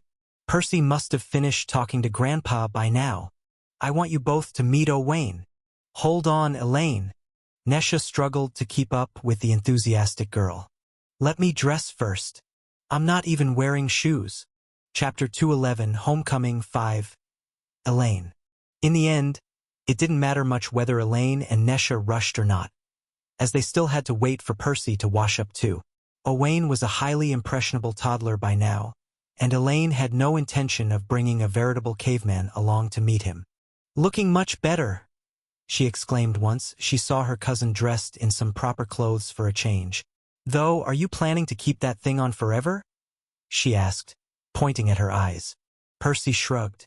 For the time being, at least.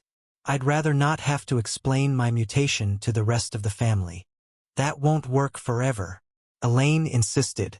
At some point, everyone will start wondering why Grandpa has taken so long to heal you. You know that, right?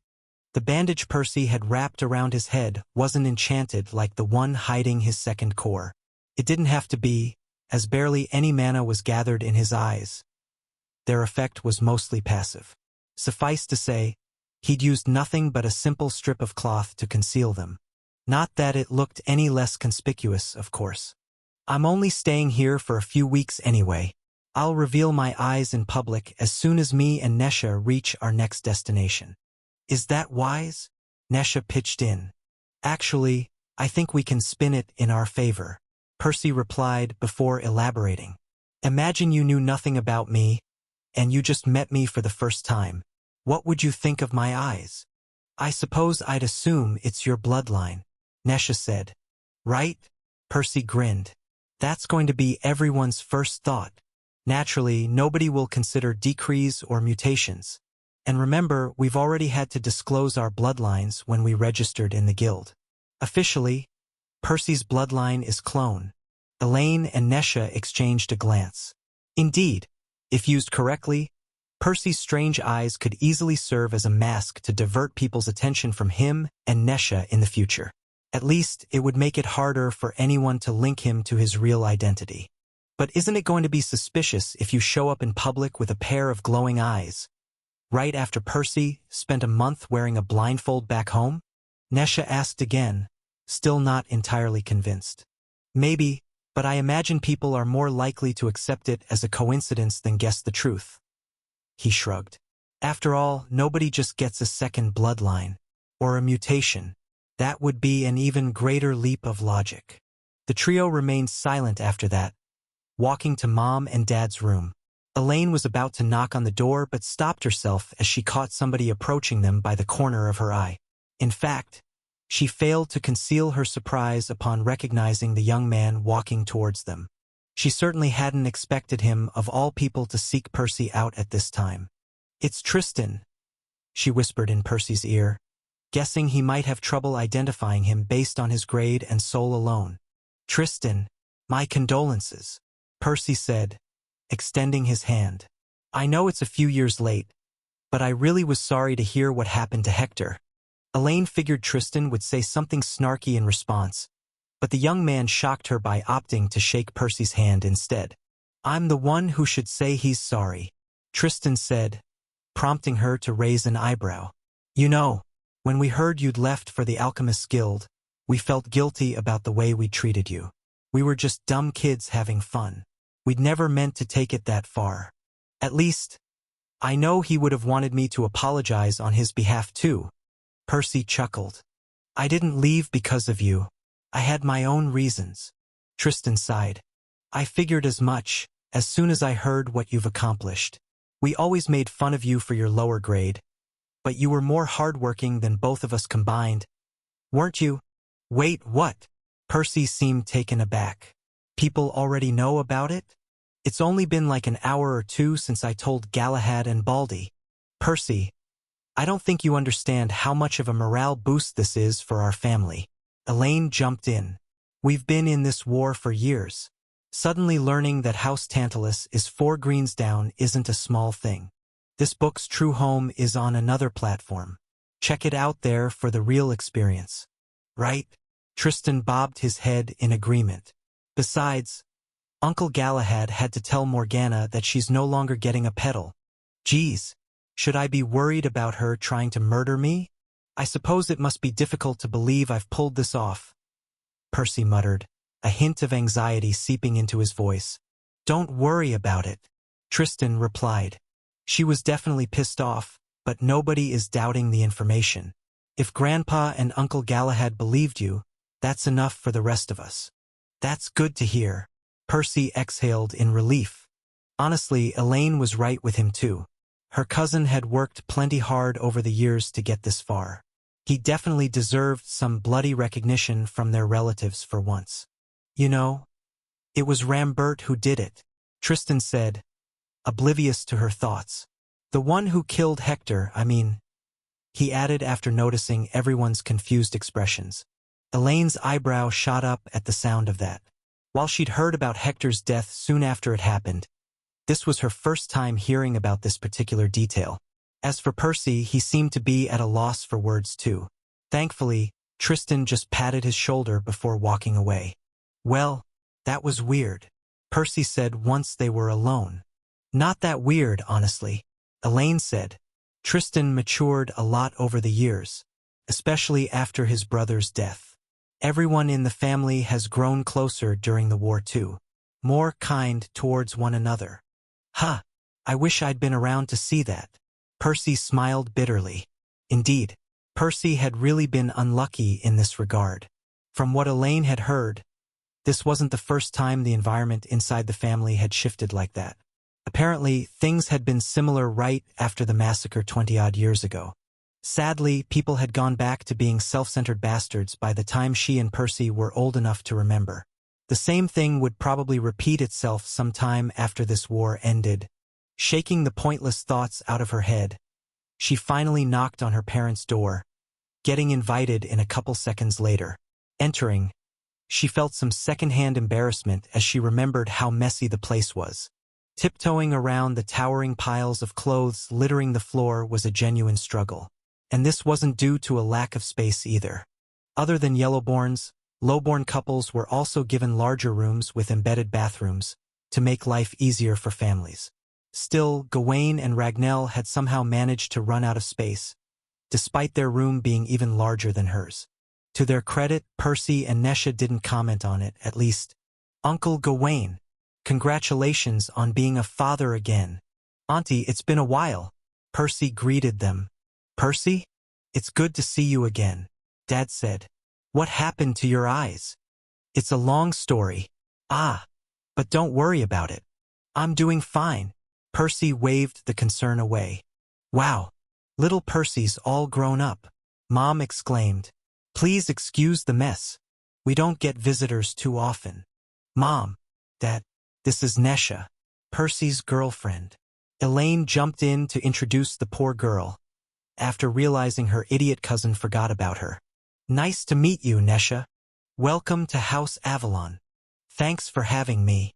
During the earlier meeting, everyone had agreed to keep Nesha's status as a noble a secret from the rest of the family, to leave their house some plausible deniability in case they got busted.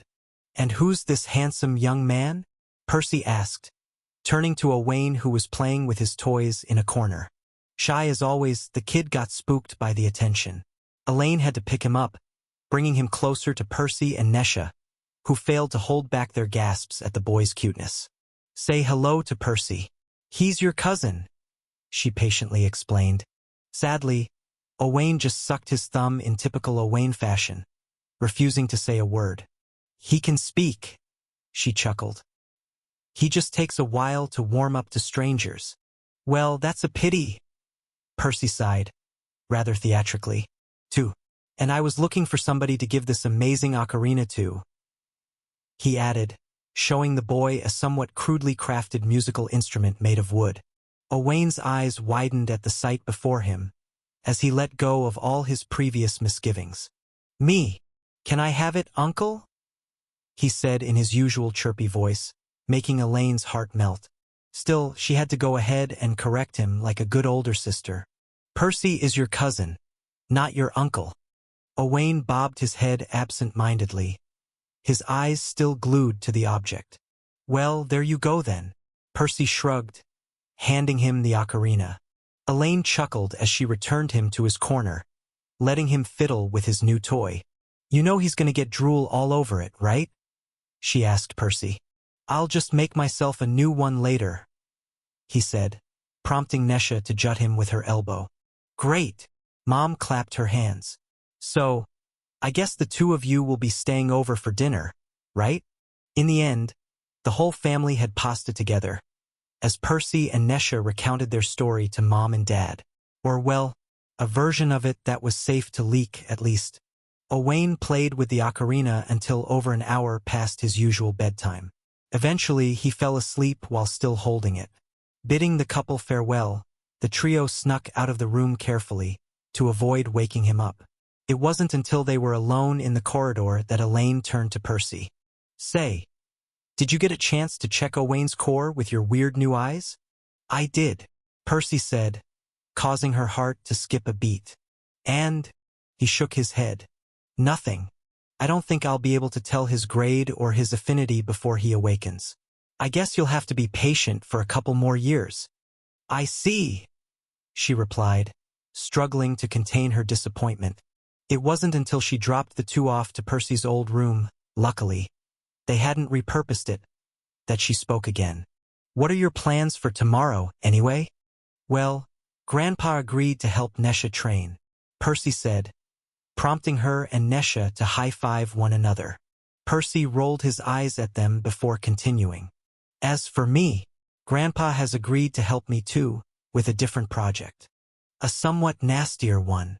Chapter 212, Homecoming 6, Mickey.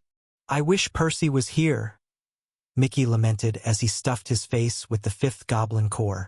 While the Whistling Woods were a nostalgic place for both of them, it was especially so for him. After all, some of his earliest memories were of him and Percy hunting here together. From back when he was little more than a young, dumb chick. A single red core, no spells, nor any shred of intelligence worth mentioning. Every single kill had been hard-earned. A constant struggle between life and death. And the food had been so fulfilling too. Each meal more than enough to fill his belly. Nowadays? Not so much. The place even looked different than it did in the past. To him, at least. The same trees that used to tower over him like colossal pillars of aged wood had shrunk many a time. Even the thickest branches on their crowns had difficulty supporting his current weight. If it wasn't for the melodic tune of the cones sounding the same as they swayed in the wind, he might have thought this was another forest entirely. Should I look for more goblins? He wondered. Both their flesh and their cores tasted just like he remembered them, though they hardly qualified as snacks right now. In the end, he shook his head, knowing it wouldn't be worth the effort. He'd burn through more stamina searching for the next group than he'd get back after consuming them.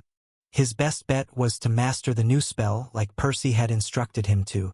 Flying to the largest tree he could find, he sat upon the sturdiest-looking branch, creaked and groaned as it bent, but, luckily, it didn't snap.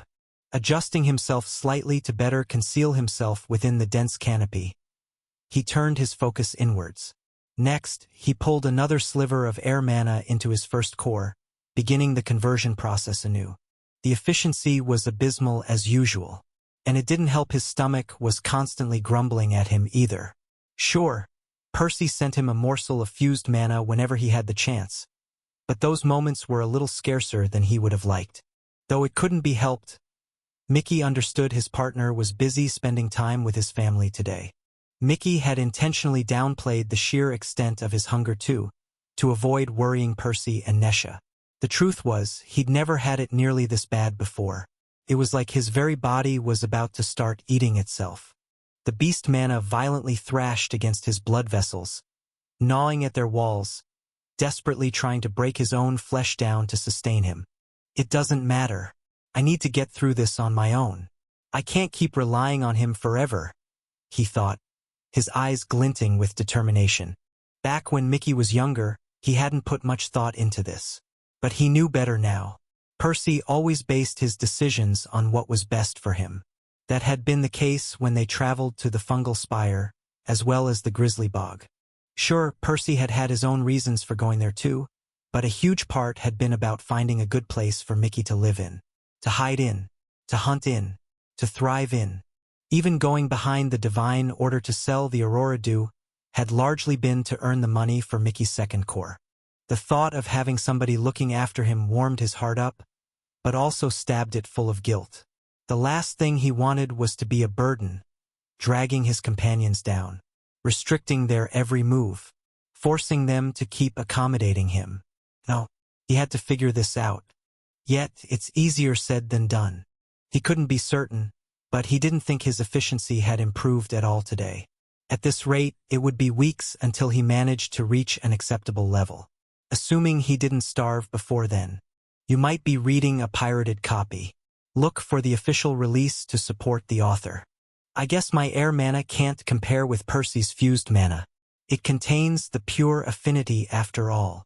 Mickey actually understood a little about how affinity fusion worked. Percy had explained it to him in detail, back when he was trying to help him fuse his own mana types. It wasn't until after he reached yellow that they understood it wouldn't work like that for him. Their current theory was that his mutations were his version of affinity fusion. The thought caused him to instinctively halt the conversion process, a new idea taking root in his tired mind. Tossing his plumage a glance, his gaze landed on the dark green feathers decorating it. Supposedly, those were the very spots where his two mana types met and combined. How does that even work? Was it a one-time thing that happened when I evolved? Or is my body continuously doing it passively? Mickey never bothered to think this deeply about his magic. Percy was better at this sort of thing than him, but perhaps this was exactly the kind of mindset he needed to rid himself of if he wanted to stop being a burden. So far, all of his spells he'd either stumbled upon by accident thanks to his mutation, or been taught by Percy how to use them. And he saw how much trouble Percy had run into, trying to elevate his spells to the masterful tier. I'll never get far if I wait for him to do all my work for me. Mickey had often been reminded that he was a unique existence.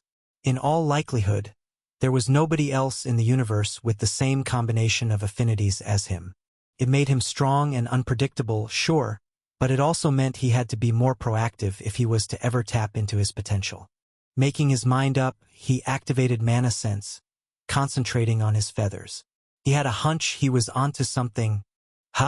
There's definitely some mana flowing there, he noticed after a couple minutes. He'd never paid much attention to this, especially since beast mana had a natural tendency of circulating around his body to begin with. However, his feathers were drawing a little more than normal, and there was a faint trickle, barely perceptible, coming from his abdomen too. I guess both of my theories are correct. The bulk of it must have happened when I evolved, but the feathers are still constantly drawing mana to sustain themselves. Thinking of something, he pulled some more mana from his second core, about to hack at the conversion spell once more. Only this time, instead of moving the mana directly to his sternum, he took a detour, steering it to his plumage. Soon, his feathers lit up, as a coat of mana enveloped them. This was essentially the same process as his acceleration spell, after all. But Mickey didn't try to fly, nor did he withdraw his mana. Instead, he allowed it to remain there, soaking his feathers as he contemplated his next move. I could just use circulation to move the beast mana to my sternum. But that would only burn my stamina faster than I can replenish it.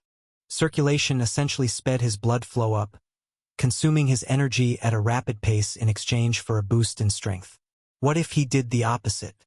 Figuring he had little to lose, he tried to manually reverse the flow, actively fighting against his body's instincts. It was actually even harder to execute than his boosting art. It just felt so wrong. Within mere moments, a wave of numbness overcame him, as if a million ants had been poured inside his veins, crawling through his very flesh. At the same time, he felt profoundly weak, a sense of vertigo slamming into his head. Mickey was about to stop, but he hesitated. It was working. The beast mana wasn't quite flowing in reverse, but it had slowed down a little. The difference wasn't huge, but this might allow him to better conserve his strength. Of course, he had still failed at his original goal. He couldn't see any mana flowing from his feathers to his core, so he hadn't managed to improve the conversion process just yet. That said, he was confident that was still possible with some more effort. At the very least, his new breakthrough should buy him some more precious time. Curious to see whether his efforts had been recognized by Percy's status, he reached out to him through their connection, explaining the situation, asking him to check for him. Of course, he still glossed over how dire his circumstances were, not seeing a need to worry him just yet. Sure enough, the response came back swiftly, Percy even making the effort to give Mickey the experience every person on Remir was privy to. Congratulations! You have mastered a new spell, Wild Art. Hibernation Crude. Chapter 213. Homecoming 7. Rambert. Several days earlier, a frog hopped atop a protrusion jutting out of the mud, its rhythmic croaks echoing within the depths of the bog. Big mistake on its part. Suddenly, a mound of dirt surged outwards, startling the poor creature. Frightened, it leapt away, trying to escape, but it wasn't nearly quick enough.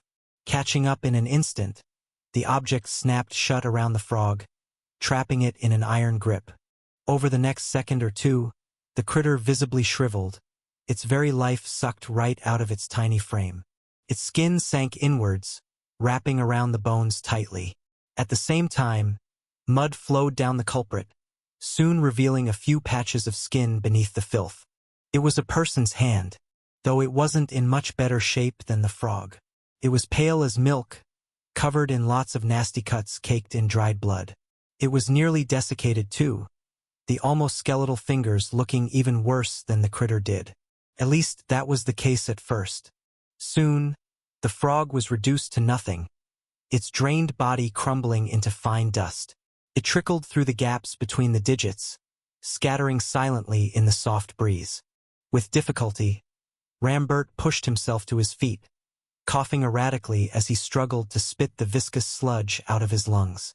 The water's texture was both slimy and grainy, the aftertaste of rot and decay making him gag. But that was the least of his problems. Even standing was painful, as one of his legs was injured badly, threatening to buckle.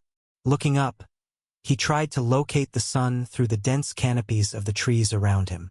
"It's morning," he guessed, based on whatever gentle rays managed to pierce through the branches.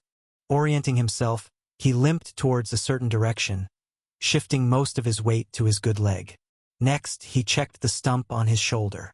Blood still spilled from it, though it wasn't as bad as before, mostly because he'd lost a ton already. If he didn't have the physique of a green, his body wouldn't even be able to move right now. Looking down at his clothes, he noticed they were torn from the fight. An even larger patch was missing right around where his insignia used to be. Ignoring that for now, he tore another strip out, wrapping it tightly around his shoulder, trying to halt the blood flow. It definitely helped a little, but it didn't stop entirely. "I can't afford to lose another drop," he thought grimly. Taking a few deep breaths, he gathered some mana in his core. Next, he ripped another patch of cloth from his garments, stuffing it in his mouth. Finally, he pulled the mana to his remaining hand, pressing it against the wound. His flesh hissed under the sizzling heat, a wave of agony slamming into his brain. Gggghhhhhhhhhhh. Rambert's teeth cut through the dirty silk, grinding against one another, cracking sounds reverberating through his skull. They hurt like a bitch too, though not nearly as much as his shoulder. But he didn't pause. He had to cauterize the wound. It wasn't until a minute or two later that he finally stopped. He breathed heavily, trying to regain his bearing as he scanned his injury. It still oozed blood, though it was much better than before. "It's the best I can do right now," he sighed. Taking off, he allowed his mana sense to spread through his surroundings, keeping an eye out for more critters. A body released several times more life mana when broken down by his bloodline than what would fit inside a core of the same grade. Even then, a few red squirrels wouldn't do much for him.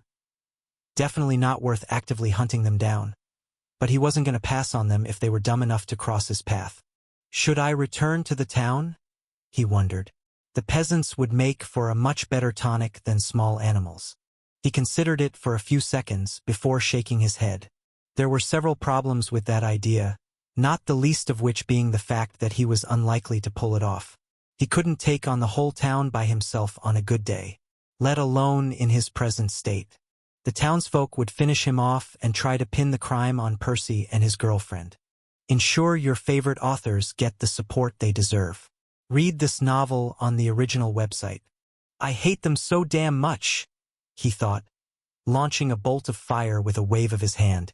It pierced through a nearby tree, its trunk exploding into a rain of splinters as the acrid scent of burnt charcoal assaulted his nose. The act did little to vent his frustration, however. His physical pain aside, the sheer humiliation of getting his ass handed to him by a Redborn was a stain he'd never wash away in this life. Luckily, he had found a couple more animals on the way, but he'd chosen to keep their carcasses intact, to munch on during the journey. They were more useful as food, partly because life mana couldn't entirely replace nutrition. Returning to his family had taken longer than he'd like. Normally, it was a 2-day trip, shorter if he rushed. Not like this, however. By the time he made it to the mansion, just over half a week had passed. At least, he'd had a chance to cool down and evaluate his situation. His current priority should be to heal. Entering the building, he made his way towards Father's office, ignoring the startled gasps and long stares he got from his relatives. Most of them took a few seconds to recognize him, but nobody tried to stop him, as his core still blazed in a burning green, the remnants of his clothes the unmistakable colors of House Tantalus. Or maybe they were just scared to approach. He probably looked like a reanimated corpse right now. He only paused once he stood outside the door, hesitating. Returning home after a failure was a novel experience for Rambert. Normally, he was the one delivering the good news to Brotees. Reporting how everything had gone to shit was typically a shame reserved for the others. I hope this doesn't change things between us. Stealing his resolve, he was about to knock, when he heard shouts coming out of the room. Lord Brotees, I still think it was a mistake to attack House Avalon in the first place. Elder Nak, the oldest Blue in the family, yelled. Look at what has happened. We lost more people than they did. Not this nonsense again, Father shouted back. As always, you can't look beyond what's right in front of your nose. Nak, you think I had an option? What do you think will happen once Galahad gets a pedal? Uncle, we've already tried to assassinate that bastard, but we all know how that ended. I don't think we'll get another chance. The lotus will bloom in a few weeks, Halcard said. Halcard was another Blue, technically Rambert's cousin, though he was a few centuries older than him. You think I don't know that? I still can't understand how you and Lendon managed to lose to him together.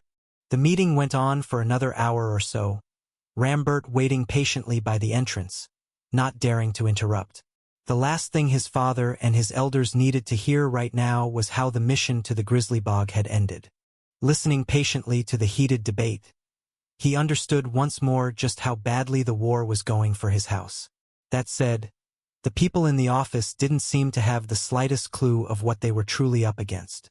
If Percy taught his relatives half the tricks he used to take me down, we never stood a chance. Eventually, the meeting ended, the elders leaving the office. Seeing Rambert there, they flashed him curious glances, but nobody seemed in the mood to ask him any questions. Ignoring them, he strode into the office, causing Brotees to raise an eyebrow. Don't tell me you screwed up too, Rambert, Father said in a sad voice, his barely concealed rage seething beneath his calm facade. They had Forgreens stationed in the bog. Rambert lied through his teeth, too embarrassed to look Brotees in the eye. I didn't even get to see their faces properly. This is all happening because of my cursed affinity, Father snapped. Why the hell couldn't I have any other element? Rambert knew what he was talking about, as they'd had this conversation many times. Unfortunately, Brotees had a water affinity already, meaning that he couldn't boost his strength with a pedal. They had two Blues who could, but their house would still benefit less from the exotic treasure than their rivals. If it hadn't been for that, they wouldn't have needed to take such a massive gamble with this war. Can I still get mine? Rambert asked cautiously. Perhaps this wasn't the best time to bring the topic up, But this was one of the main things stressing him out right now. You have the nerve to ask me that? After losing both Grian and Dranold? After showing up looking like this? Father gestured at him, his face distorting in disgust. Rambert swallowed hard. He wanted to protest, but chose to hold his tongue instead, not wanting to pour any more oil in the fire. Fortunately, Brotees exhaled in defeat a moment later, before speaking. You're lucky everyone else in this family is an even greater disappointment than you. He waved at him dismissively. Rambert hurried to leave the room while he was still ahead, but his father spoke again, stopping him in his tracks. Can you even fix your body? You look like a complete mess. I'd rather not waste the petal on you just for you to die a week later. Rambert couldn't help but clench his fist upon hearing his father's callous words. He cared more about wasting resources than his well-being. Then again, that wasn't anything new. It just rarely applied to Rambert, as he was more useful than most. You don't have to worry about that, he spat before leaving the room. It was another lie, of course. Rambert wasn't entirely sure he could recover from this. But he was certain of one thing. He'd do whatever he had to survive. Chapter 215, Domain. In the end, Percy managed to brew a couple healing potions by nightfall.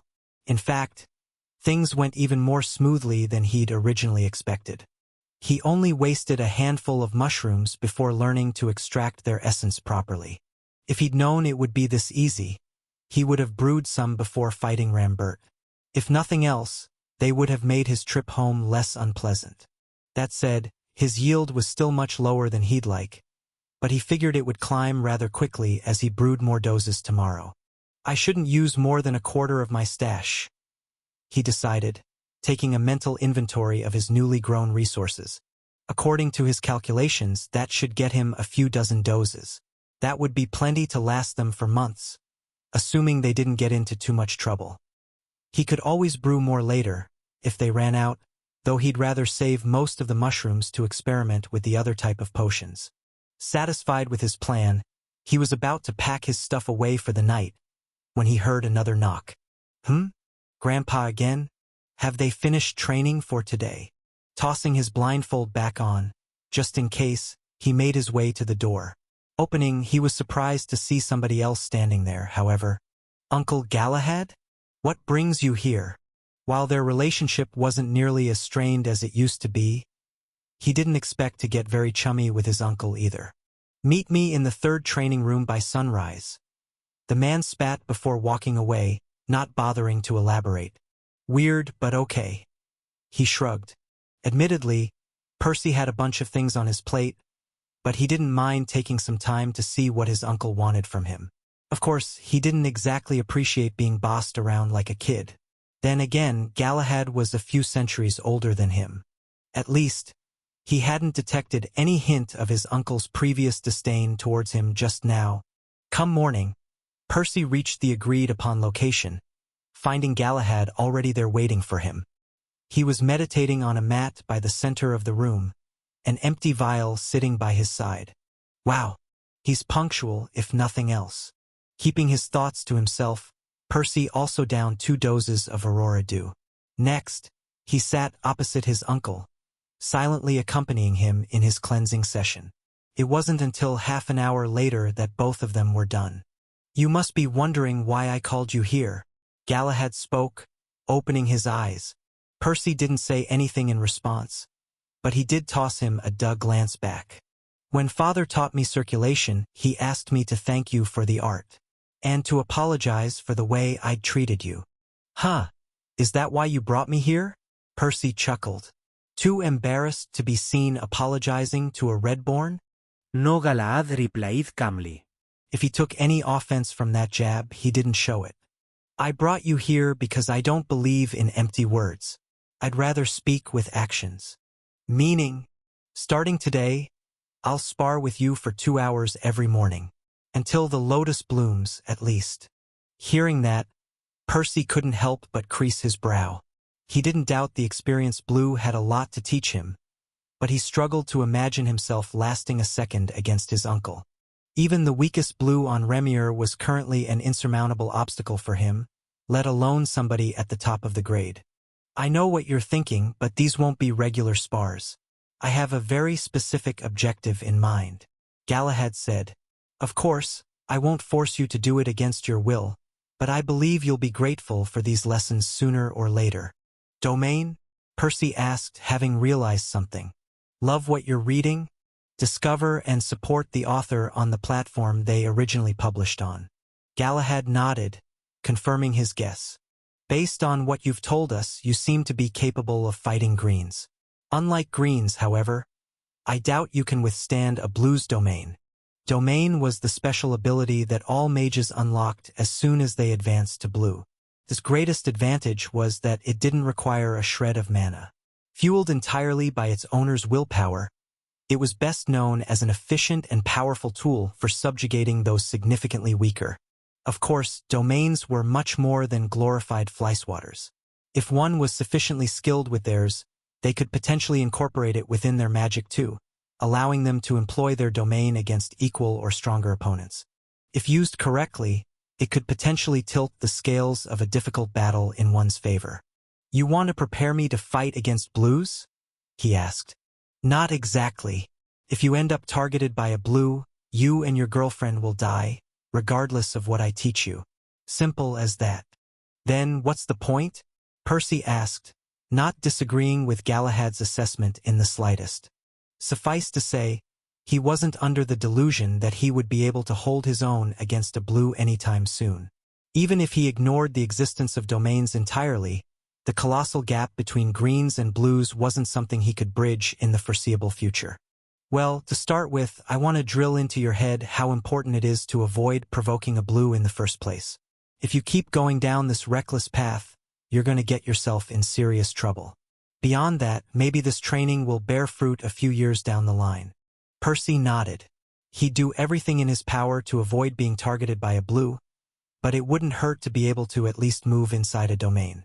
Either way, getting trained by the most talented blue in the province was definitely a unique opportunity. So, how are we going to do it? It's simple, really. I'll unleash my domain on you, and you'll do everything you can to not suffocate. Bonus points if you can stay on your feet. Percy was about to ask more questions, but his uncle never gave him the chance. The very next moment, a powerful pressure descended upon him, squeezing the very air out of his lungs.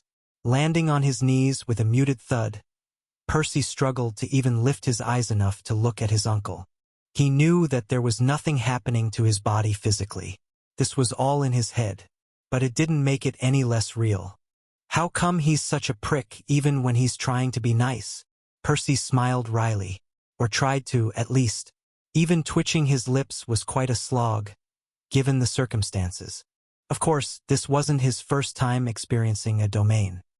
He was quite certain that the Starry Queen had employed one against him, back during his escape from the fungal spire.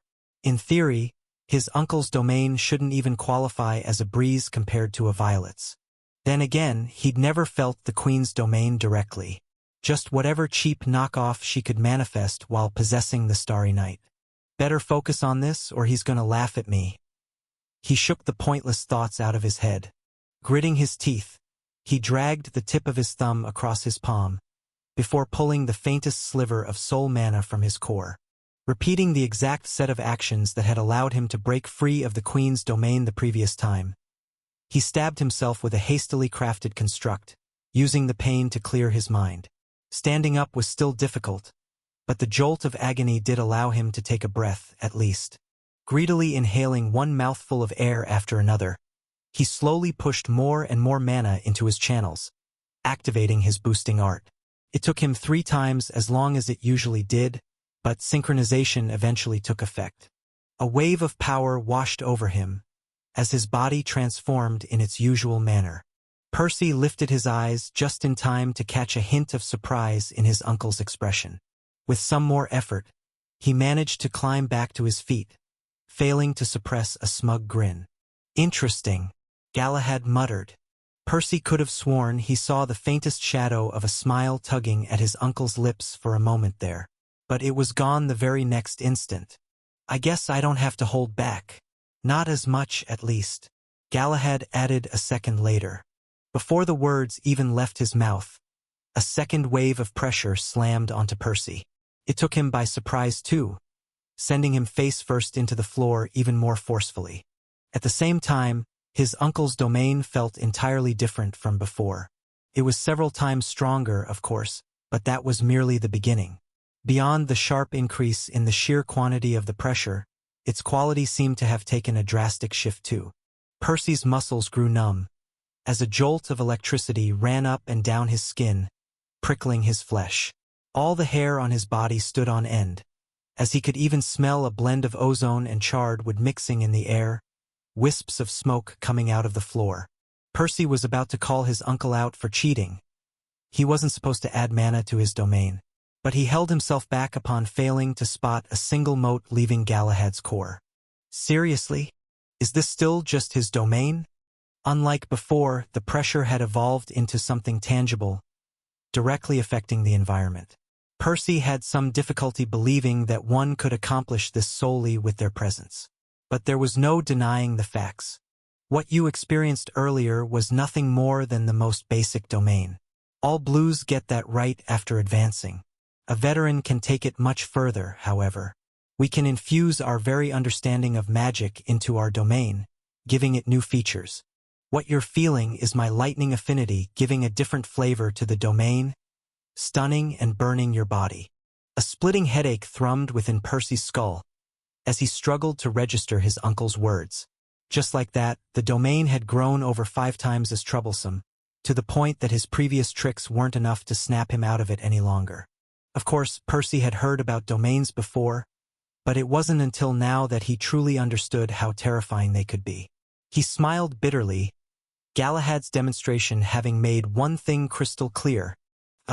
It's going to be one hell of a month, isn't it? Chapter 216, Crimson Mushrooms.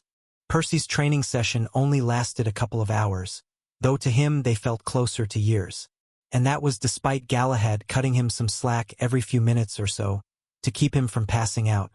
By the time they were done, Percy wasn't even sure he had improved in the slightest. If this training was useful, it wouldn't show for a while. Dragging his tired feet through the corridor, he wanted nothing more than to take a quick shower and go to bed. Of course, he couldn't actually do that. It was still rather early in the morning, and he had a ton of things begging for his attention. It's only a few more weeks of this. I guess I'll have to soldier through it. Sighing, he entered his lab, only to find somebody else waiting for him there. Good morning. Elaine greeted him. Don't tell me you plan to spend all your time home holed up in a room? I don't have much of a choice. Percy shrugged. This is the first time in 2 years I don't have to constantly look over my shoulder. It's a golden opportunity for some last-minute preparations before we head out. Elaine pouted at the sound of that, but she didn't press him. She probably understood how important these next few days would be, given the perils waiting for them in their upcoming trip. Say, do you mind if I spend some time with Mickey then? She asked. I've missed him too, you know. Knock yourself out. He's currently trying to learn a new spell in the Whistling Woods. Will I be disturbing him? Percy shook his head. Just help him catch a meal or two, and you'll make up for it. Next, he took out several vials from his amulet, tossing them in a pouch. Since you're going, would you please take these to him? I packed some Aurora Dew for you too. It's enough to last both of you for a week. Elaine drew a sharp breath upon hearing that. Seriously? I thought Uncle told you not to give us any. Besides, aren't you running low already? Seeing her reaction, Percy failed to suppress a chuckle. Nobody has to know. Besides, we're good for another couple of months or so. Between me, Mickey, and Nesha, we're already drinking 12 doses per day. Taking that up to 15 won't make that much of a difference. You sure? Elaine asked again, still not entirely convinced. As long as you never forget who your best cousin is. Percy grinned. Elaine rolled her eyes, though she still squeezed him in one heck of a hug before leaving. It's official. My relatives have teamed up to kill me. Percy thought amidst coughs as soon as she was gone. That said, he felt better knowing she'd be watching over Mickey over the next few days. He understood the bird was struggling more than he'd let on. Then again, It would be hypocritical of him to call the crow out on it, given all the reckless things he'd done himself over the years. I hope he manages to get the spell down. In theory, it should be fine. Between the fused mana he was regularly sending him, the bird's new hibernation spell, and his growing understanding of mana conversion, Percy was confident his familiar would figure it out. All right, no sense in worrying about him. He thought. Mickey and Nesha had their training to focus on, and Percy had plenty of tasks of his own. Closing the door, he removed his blindfold before walking to his desk. Then, he took out all his supplies, as well as his alchemy equipment, scanning everything carefully while planning how to best manage his time. Stolen from its rightful place, this narrative is not meant to be on Amazon. Report any sightings. I still have a little under 3 weeks left until the lotus blooms. I need to brew more Aurora Dew, more healing potions, rebuild my weapons and work on my projects. Realizing he couldn't possibly fit everything in his schedule, Percy understood he would have to prioritize the most important things. Sadly, that meant shelving his phantom scale raiment for now. As powerful as it was, he knew he didn't have anywhere near enough powder for it, nor the time to reforge all the pieces, let alone how difficult it would be to maintain it while on the move.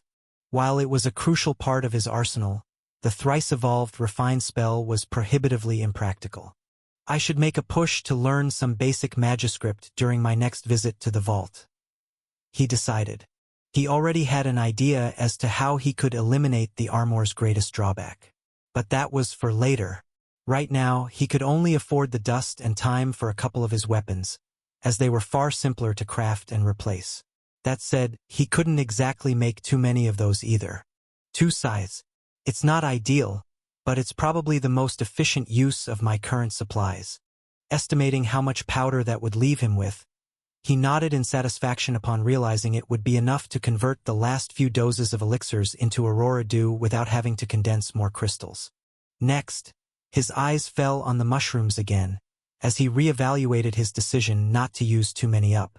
The healing potions were laughably easy to brew, and they were far more compact to store than an equivalent quantity of mushrooms. Perhaps he was better off brewing more of them, now that his amulet had some space, as it wouldn't be as easy in the future. After all, the greatest challenge was growing the mushrooms themselves. If he planted them on regular corpses, it would likely take a lot longer than on Baldy's clones. I'll ask him to give me another 1 or 2. I can pay him back with some of the red mushrooms. Maybe he can use them to empower his clones or something. Having made his mind up, he calculated how much time all these tasks would consume. Between Galahad's lessons in alchemy, he'd need to spend all his remaining mornings, as well as the better part of his afternoons, leaving him only the evenings to work on something else. Replacing his scythes wouldn't take too long by comparison. Just a night or 2. As for the rest of his time, he could spend it either on his mana threads or on the second variant of potions. It's probably better to focus on the latter. The potions will help me a lot sooner. Happy with the plan, he grabbed one of the crimson mushrooms from the desk, tearing a chunk off, before tossing it in his mouth. He wasn't looking forward to the aftereffects, but there was no better place to experiment on this than in a house full of life users. Besides, it had to be done. He couldn't work on the potions without first understanding how the ingredients worked. It's fine. The troll used dozens of them before ruining his body, and he'd even injected them straight into his blood. Eating a single piece shouldn't be too troublesome, he thought as he chewed the chunk down. Its texture was soft and spongy, its flavor quite spicy. Percy was forced to wash it down with some water, before focusing his mana sense on his stomach. Within seconds, he saw a wave of mana spread outwards rapidly, heating his body up. Everywhere it passed, his blood boiled, and his organs burned. It didn't take long for it to reach his heart either, at which point the changes accelerated greatly. Thrumming violently within his chest, his heart pumped more blood into his arteries, helping the mana travel farther. Soon, his skin began to redden, his muscles tensing, in a manner quite similar to what synchronization did. However, there weren't any glowing lines of mana on his body, but veins bulging from head to toe, much like what had happened to the Troll King a few weeks ago. Taking a seat, he waited for a few minutes until the effect of the mushroom fizzled out, his heart rate dropping back to normal. The wave of energy previously coursing through his muscles was replaced by some lingering soreness and fatigue. Nothing he couldn't recover from after a good night's sleep, but that was partly because of the low dosage, and partly because he hadn't tried exerting himself. Ok. It's not the most pleasant sensation, but this much is manageable. Of course, a single piece of one mushroom wasn't nearly potent enough to help him in a fight either.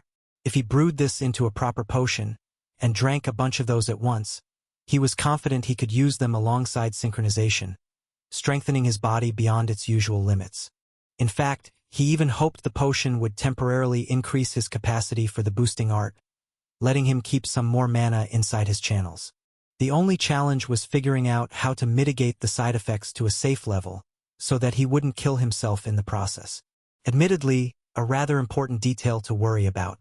Obviously, the green mushrooms are the key. This was what the Troll King had relied on, though his attempts had been rather clumsy. Percy understood that using two foreign sources of mana at the same time was highly inefficient, as they would inevitably interfere with one another, lowering their efficacy. That was largely why the creature had been forced to keep consuming both types of mushrooms. Also, why his body had ended up in such a crappy state afterwards. If Percy was to follow in the demi-human's footsteps, he'd have to approach this in a more sophisticated manner. Luckily, I already know everything I need to accomplish this, he grinned. Chapter 217, New Recipe. Percy spent the next few hours brewing Aurora Dew and healing potions, though his mind had drifted elsewhere. He was thinking over his idea, fleshing out the details. Alchemic principles were typically quite broad and could be applied in several ways. While pacification, redirection, and deattunement were generally considered the pillars of elixir making, there was no reason why he couldn't use them while brewing potions too. In fact, that's probably how the guild's alchemists brew some of the potions I've seen before, he reminded himself. This was something he had deduced years ago, but his understanding of alchemy had grown a lot since then. By now, he was confident he could even pinpoint the exact steps his colleagues had taken when designing their recipes. The healing and magic potions were the simplest ones, only involving a single primary ingredient each, as well as the extraction principle. The enlightenment potions were probably a step beyond that, requiring a round of pacification too. Maybe more, to get them to last for hours. As for the rejuvenation potions, they were easily the most complex of the bunch. Not only did they involve two primary ingredients, they likely needed a round of deattunement to blend them without issue, as well as several rounds of pacification to stretch their effect overnight. What Percy hoped to do with the mushrooms would fall somewhere between the enlightenment potions and the rejuvenation potions in difficulty. Pacifying the essence of the green mushrooms would cause the healing potions to act in a delayed manner. That way, they'd behave more like regeneration potions, enhancing the body's natural recovery over a prolonged period of time. Thinking back, he was confident the moss he'd used on Atlantis was actually a naturally pacified ingredient. In any case, the slower regeneration definitely aligned better with his current needs. After all, it wasn't a sudden spike of healing that he needed, but a more extended effect, which lasted as long as the boost of the crimson mushrooms did. Like that, it would more easily counteract the damage, before it had the chance to spread and accumulate in his body. As for deattunement, it could help him combine the two ingredients more smoothly, so that they wouldn't mess with one another. Of course, neither life nor fire mana were quite as aggressive as beast mana, but they weren't exactly docile either. If he could prevent them from lowering each other's efficacy, the resulting potion would be both safer and more potent. I should break it into 4 steps: extraction, pacification, deattunement, and extraction. The recipe was pretty much set in stone. The life mushrooms had to be extracted first, as he only wanted pacification to affect them. The crimson mushrooms already acted slowly enough. Next, he had to deattune the resulting regeneration potion, before extracting the crimson mushrooms directly within it. Suffice to say, going through so many steps would negatively affect his yield. Then again, that wasn't a huge problem. First of all, while growing more mushrooms wasn't always convenient, it wasn't remotely as difficult as procuring more nectar. Besides, he didn't need much of the potion. He only wanted to have a couple of doses available to keep as a trump card in case of an emergency. Even if he wanted to, he couldn't really use it more often than that, as he doubted he could completely eliminate the side effects. Ok. Assuming this works, I'll need 2 types of secondary ingredients. Luckily, Percy had some crushed rainbow grass left, as he'd packed more than he needed before leaving the guild. Unless the mushrooms proved incompatible with it for whatever reason, which was unlikely, he probably had deattunement covered. Sadly, he didn't have anything suitable for pacification on him. Hopefully Baldy can help with that. As far as Percy knew, his family didn't have any active alchemists right now. House Avalon made enough money to cover their needs via other ventures, whether that was through the towns they owned or through the healers they lent to their allies. It had been centuries since they last needed to send one of their members to the guild. If you come across this story on Amazon, be aware that it has been stolen from Royal Road. Please report it. However, they'd probably accumulated a ton of junk in their warehouse over the years, and some ingredients could survive for a long time before going bad. If he got lucky, he might find a batch or 2 that he could use. Alright, I'll go ask him in a couple hours. He's probably still training with Nesha right now. Activating synchronization, Percy began fusing and sending his mana over to Mickey for the next hour or so, hoping this would be enough to top him up. From what the crow told him, he'd already met up with Elaine, and she was currently out looking for some food to bring him. Apparently, Mickey had even made some progress in consuming his air mana through his mutated feathers, confirming that this was indeed a more efficient way to go about it. Currently, he was working on fully integrating this variant of mana conversion into hibernation. Wow, this will definitely be a refined spell once it's done. Percy whistled in appreciation. Keep it up, buddy. Once he was sure his familiar was all right, Percy stored his alchemy equipment away, leaving only his jar outside. With his boosting art active, he grabbed a handful of teal powder before starting to work on replacing his first scythe. All his reinforced constructs were made of 5 variants of teal mana nowadays: regular mana, crystallized mana, and 3 intermediate steps. While his mana threads weren't up to par quite yet, he did constantly discover stronger and stronger alloys to use for his armor and weapons while experimenting. Of course, he had already run into diminishing returns, with the improvements being both scarce and modest. But that wasn't necessarily a bad thing. He took that as an indication that he was getting closer and closer to his goal. I'll craft the second one tomorrow, he exhaled, wiping the sweat off his forehead. Packing everything else up, he only left the newly forged scythe in the lab. Sadly, it was too large to fit in his amulet, and he didn't want to carry it around the house either.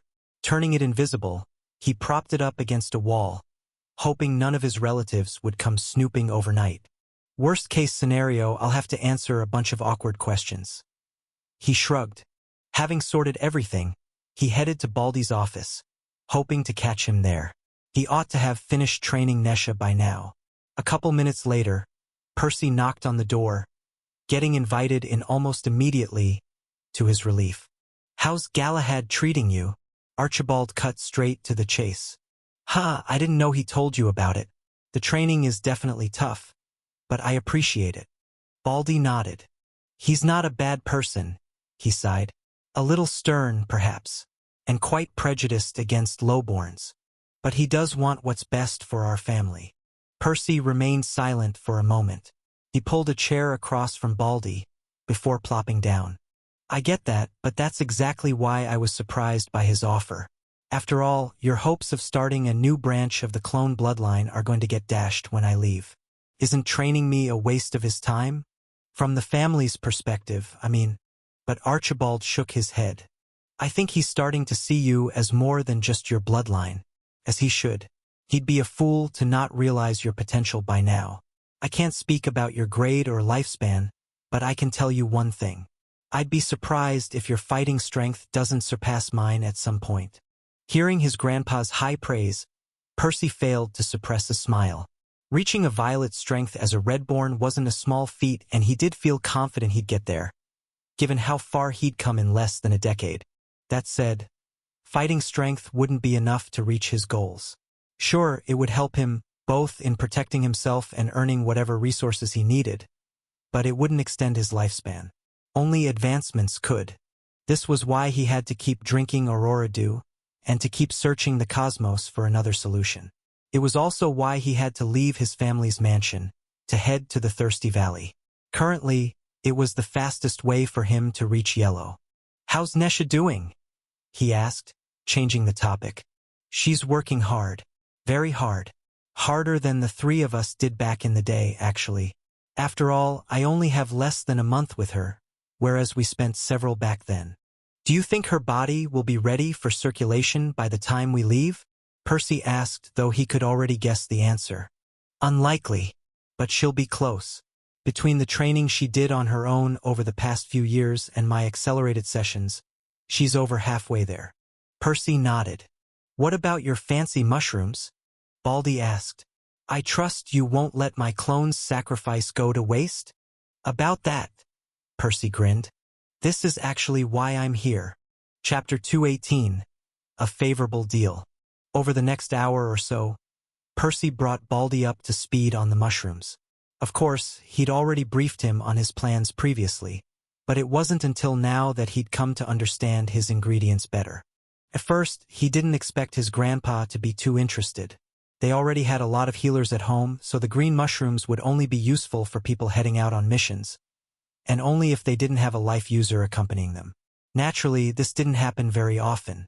It was generally a dumb idea for a group to not include a healer, doubly so given their abundance in House Avalon.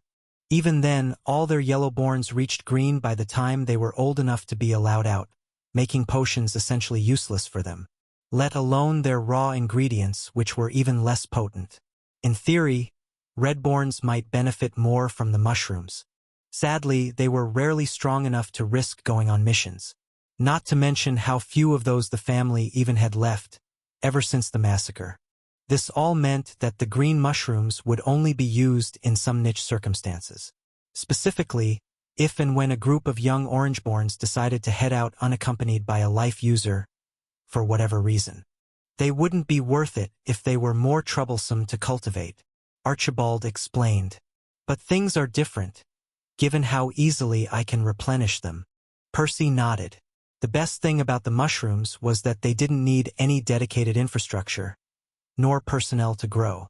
Archibald could easily maintain a stock in their warehouse by himself. He'd only need to give up a clone whenever they were close to running out. Sure, they wouldn't be too effective, not without an alchemist to brew them into proper potions. Nor would they be needed often. Still, it would be handy to have a few around for an emergency. At the very least, it was easier than purchasing normal healing potions from the guild. Additionally, Percy could brew his family their first batch before leaving. What about the red ones? Their effect is a little more exotic. I was hoping they might be useful when consumed by your clones. Baldy shook his head, however.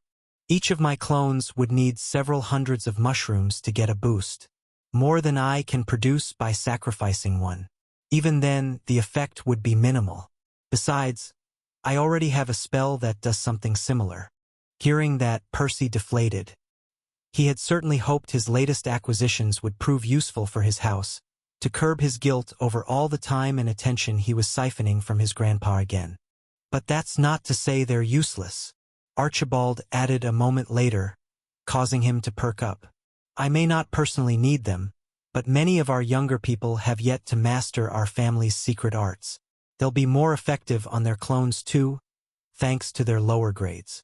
His words rekindled Percy's enthusiasm somewhat. Yet there was still an issue to solve. Do you think they're safe to use in a battle, though? Percy asked. You saw what happened when I planted them into your clones. Baldy grimaced upon remembering that. Looking at my own mutilated body is something I'll never get used to, no matter how many times I see it. Still, it's not that big of a problem. It only happened because I wasn't there to supervise the process. Withholding my mana from the mushrooms to slow their growth down would be trivial otherwise. The two spoke for a while longer, ironing out the details of their arrangement. Archibald agreed to give him a couple more clones, which Percy would exclusively use to grow green mushrooms. He didn't need any more of the red ones, He already had plenty of those. Over the next few weeks, he would brew as many as he could into healing potions. That was both to extend his own stash and to leave any excess he couldn't fit into his amulet behind, for his family. Additionally, Baldy would allow him to take any secondary ingredients he wanted from the warehouse, assuming they even had any, of course. Reading on Amazon or a pirate site. This novel is from Royal Road. Support the author by reading it there. I'm definitely getting the better end of the deal here, he thought, a fuzzy feeling worming its way into his heart. Clearly, his grandpa had heavily skewed the exchange in his favor, looking for any excuse to help him out. After all, the 4 clones he had received were easily worth 10,000 contribution points. Probably more. Meanwhile, the potions Percy would be giving them in return barely cost a fraction of that. And that was without even mentioning the free training he and Nesha were getting. Thanks. I'll make it up to you when I can, he said. Just focus on your own progress, Archibald said, casually waving away his concerns. You've done plenty for us too.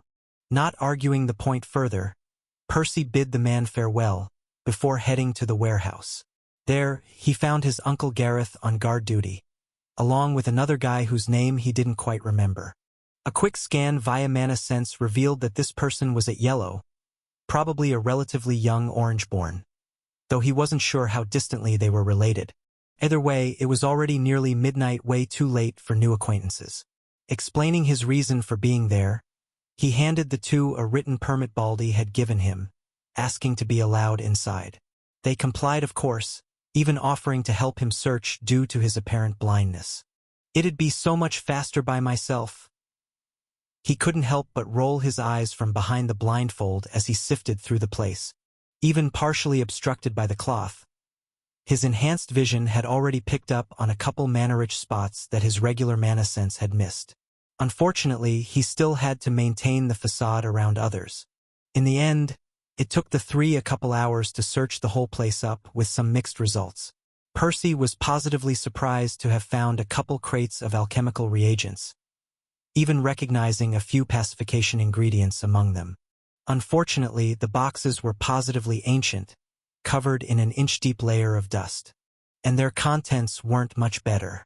The overwhelming majority of the reagents had long gone inert, not a shred of mana left within them. And that was despite magical plants generally having a much longer shelf life than mundane ones. In fact, several even crumbled to powder in his hands as he tried picking them up. A few pale carrots, some moonflower petals. He creased his brow as he tallied the surviving reagents. There wasn't much, barely enough for him to brew a handful of doses, if everything went well. Granted, this was all he really needed, though it also meant he didn't have much leeway for experimentation. He'd have to get the recipe down in the first couple of attempts, to avoid wasting his limited supplies, which was made even more complicated by the fact that he'd have to use a different ingredient each time. Alright, I guess I should probably test the other steps separately to get more familiar with those, since I'll only get a couple shots at pacification. It would inevitably cost him a few more mushrooms, but those were more disposable, given the circumstances. Helping his relatives put everything else back, he thanked them before returning to his room. It wasn't until he was alone that he finally took his blindfold off again. Well, Nesha was technically there too, but she was sleeping so heavily she hadn't even noticed him enter. Tossing her a glance, he didn't miss the traces of exhaustion still marring her pretty face, as she was sprawled over the bed like a starfish. Baldy wasn't kidding about her. She's really giving it her all. Sighing, he pulled the curtain open, looking at the starlit sky blanketing the heavens. To his relief, it didn't seem the sun was quite ready to rise just yet, though he knew he barely had a couple hours left.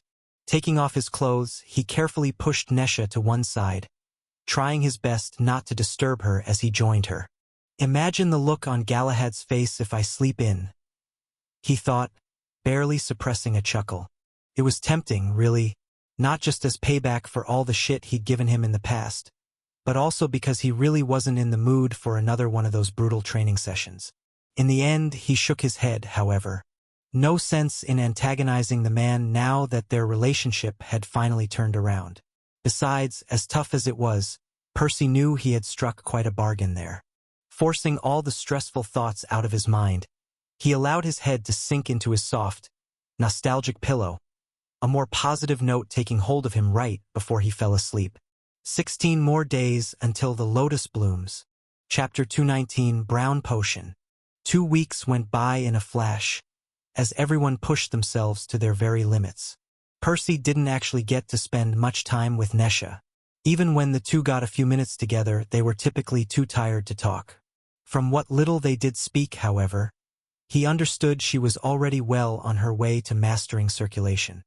He knew she had already cleared her remaining channels a long time ago, as merely opening them didn't require her body to be trained. That said, she wouldn't be able to temper them, nor could she experiment with her mana flow until her physique was fully honed. Admittedly, this was still a few months away, despite all the time she'd saved with Baldy's help. As for Percy, he'd also made a ton of progress on multiple fronts. Not all of them, though. "I don't think this will work," he spat between pants, droplets of sweat dripping off his chin one after the other. "Percy, don't be too greedy now. You've done remarkably well given your grade. I doubt there are many yellows who can resist even the most basic domain, let alone an orange hoping to withstand mine." Galahad consoled in a manner somewhat atypical of him. Percy sighed, knowing his uncle was right. Despite all his hard work, the best he'd managed to accomplish was to remain conscious for a prolonged period of time. Still, he couldn't even twitch a muscle after all these grueling sessions. "I guess this is all I'll be able to do before my next advancement." He only hoped his efforts wouldn't be for nothing, even if their results weren't immediately obvious. "In any case, thanks for all the help," he said as soon as he managed to steady his breath. If nothing else, this was certainly illuminating. Galahad nodded. Percy turned around to leave, when his uncle's next words froze him in his steps. "I am sorry for the way I treated you, you know." Looking back at Galahad, Percy caught a fleeting hint of sadness, regret, even one he'd never expected to see in the man's expression. "Heh, don't get all sentimental on me now," he chuckled. "Cold indifference suits you better." "I'm sure it does," Galahad replied, letting his lips curl upwards. "I just want you to know that House Avalon was lucky to have you. It's not an easy thing to admit, especially not for an aspiring leader, but I honestly believe we'd be better off if I hadn't contributed in pushing you out." Percy remained silent for a couple of seconds, letting the words sink in. It was true, Galahad was quite influential in the family. While Percy's decision to leave had ultimately been his, things might have been different had Baldy agreed to give him the elixirs he'd needed back in the day. Had that been the case, he might have sought out a different solution for Mickey too, and never gone to the Alchemist's Guild. But it was too late for regrets. 2 doses of elixirs weren't remotely enough anymore. Percy currently needed 22 of them per day. There was no way they could possibly justify such an outlandish expenditure to the rest of their family. Not without spilling all his secrets. Maybe not even after doing that. Not to mention the mess he had raised back in the guild. The divine root was bound to come for him sooner or later. Right now, every second he spent with his family was a risk for everyone involved. "No sense in regretting the past, uncle," he said. "If I hadn't left, I wouldn't have met Nesha. The Aurora Dew might have never come to be either. It's impossible to say which way is better." The last thing Percy heard was a sigh, as he closed the door behind him, leaving the training room. Galahad's words swirled within his mind for a few more minutes, as he walked over to his lab. But he shook them away by the time he arrived. He still had some work ahead of him, and he couldn't afford to be distracted. This content has been misappropriated from Royal Road. Report any instances of this story if found elsewhere. Fortunately, his other projects had been a lot more successful. His scythes had been ready for a while now. In fact, he'd even recycled them once already, a couple days ago. His alchemical ventures had progressed just as smoothly too, if not better. To his great joy, Percy had finished converting his remaining elixirs to Aurora Dew, and 3 clones worth of mushrooms into healing potions. By now, his spatial amulet was packed to the brim with supplies, the excess already handed over to Baldy. The only thing left is to make the final push for the other potion, he thought, his eyes burning with determination. Closing the curtains, he took out his equipment, preparing everything. He'd already familiarized himself with most of the steps in his free time. He'd practiced extracting both of the mushroom's essences separately, as well as deattuning and mixing them together. Admittedly, it wouldn't be exactly the same when he did everything in the correct order. That said, he was at least confident his only potential point of failure would be the pacification step, which he hadn't had a chance to practice like the rest. "Here goes nothing," he said, pouring 4 vials of healing potions inside his cauldron. Next, he grabbed a handful of white powder, adding it to the concoction before turning the heat up. Percy had actually mixed the crushed pale carrots with the moonflower petals to end up with a more homogenized resource. A rather bold move. Normally, adding multiple secondary ingredients during the same step was ill-advised. If Oren was here, he'd probably want to slap him. After all, introducing too many variables drastically reduced one's yield. However, Percy estimated he was better off doing this, ensuring that all 3 of his attempts were as similar to one another as possible. Using a different reagent each time would likely hurt him more. So far, so good, he thought as he played around with the enchantments, responding to the concoction's whims. Objectively speaking, the session was going terribly, as he'd already ruined a third of the ingredients less than a minute in. He wasn't deterred in the slightest, however, his enhanced eyes gathering valuable feedback with every passing moment. Information that would help him greatly in his next attempt. Not a single drop, he smiled bitterly, staring at the inert sludge inside the cauldron. He'd known not to expect anything from the first batch, though he'd secretly hoped to salvage at least some of it. This was just a single step of pacification, after all. Nothing too revolutionary. It is what it is. I just need to make the last 2 batches count. Washing his equipment over a wooden basin, he left everything to dry by the window for a few minutes, as he allowed the gentle breeze to soothe some of his fatigue away. It wasn't until an hour later that he was in the right headspace to give this another shot. This time, Percy was better prepared right off the bat. Avoiding some crucial mistakes he'd made early on the previous time, he preserved a lot of the ingredients as he progressed through the session. That said, he didn't allow himself to relax for a second, knowing he was still doing far worse than he would be with some proper practice. 180 drops. He estimated, distilling the foam inside a couple of vials. Shaking them a little, he spent a few moments appreciating the pale green liquid swirling within them. These were essentially regeneration potions now. They could be more useful in a fight than regular healing potions under some circumstances, but he figured the potions he actually wanted to brew would help him more. Mentally calculating what this output meant for his yield, Percy soon grimaced. Nearly 2 doses were infinitely better than 0, but he'd still started his attempt with 4 vials of healing potions. Had he been better at this, he should have preserved more than 3/4 of that. And I'll still lose more in the next steps. He shrugged. The only thing he could do was to try and improve from here on out. The 3rd attempt got him around 2.5 vials of regeneration potion, bringing the total to just over 4. Still not perfect, but good enough. There were some inevitable losses during the final 2 steps too, though not nearly as many as before. By the time he was completely done, Percy had collected 2.5 vials of a brown syrupy liquid. Its appearance somewhat resembled the rejuvenation potion he had used before, though its color was a little closer to yellow. It smelled of mint, yet it also left a lingering burn in his nose, subtly hinting at its spicy flavor. Some bubbles faintly fizzed through its volume, as the fluid struggled to contain the magical fury sealed within it. This should barely be enough to affect my body for a few minutes. He could probably withstand a little more than that, thanks to his second core and his boosting art. Well, assuming the recipe worked in reality as it did in his mind. Still, it was better not to drink too much on his first try, since he wouldn't have an opportunity to actually test the potion's effects before then.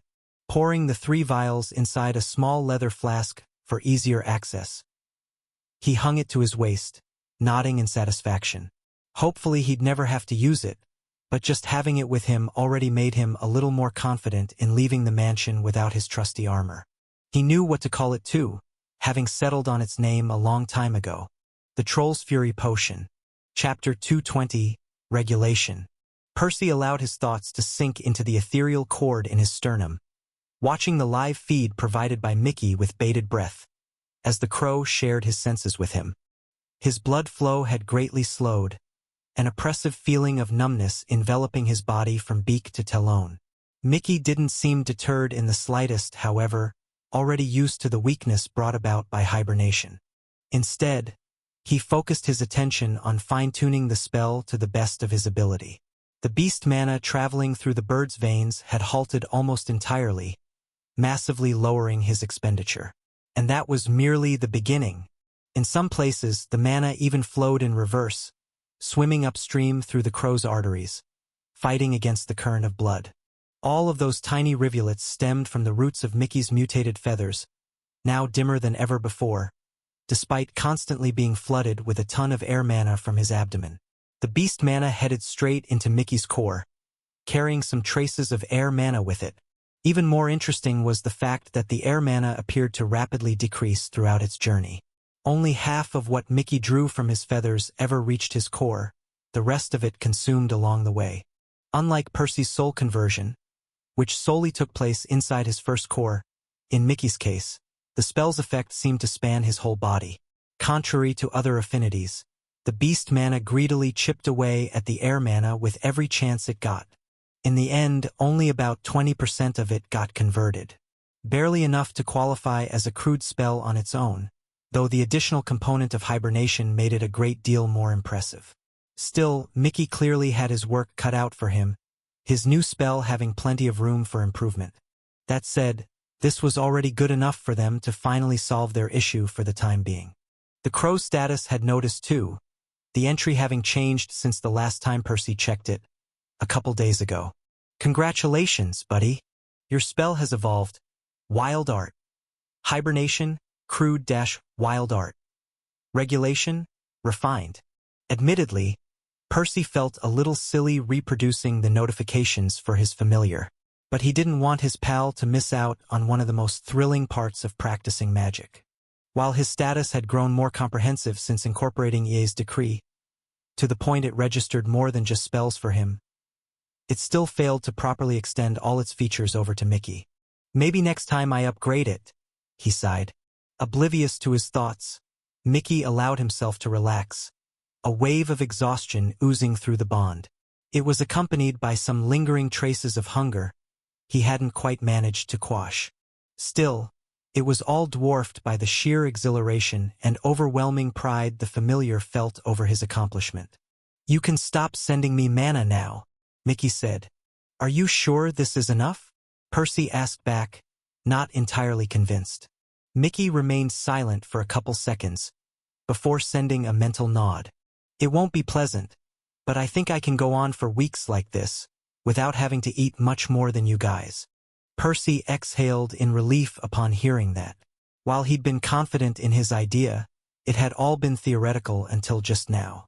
And truth be told, they'd have needed a spell like this sooner or later, even if they'd never left the Grizzly Bog. After all, Mickey's core would eventually advance again, his hunger growing right alongside it.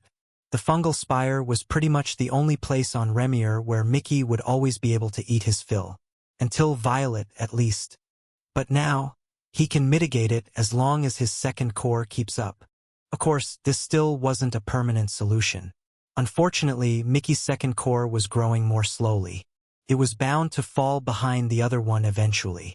Percy estimated it would reach yellow before the first one hit green, but he wasn't sure it would get to green before the first one reached blue.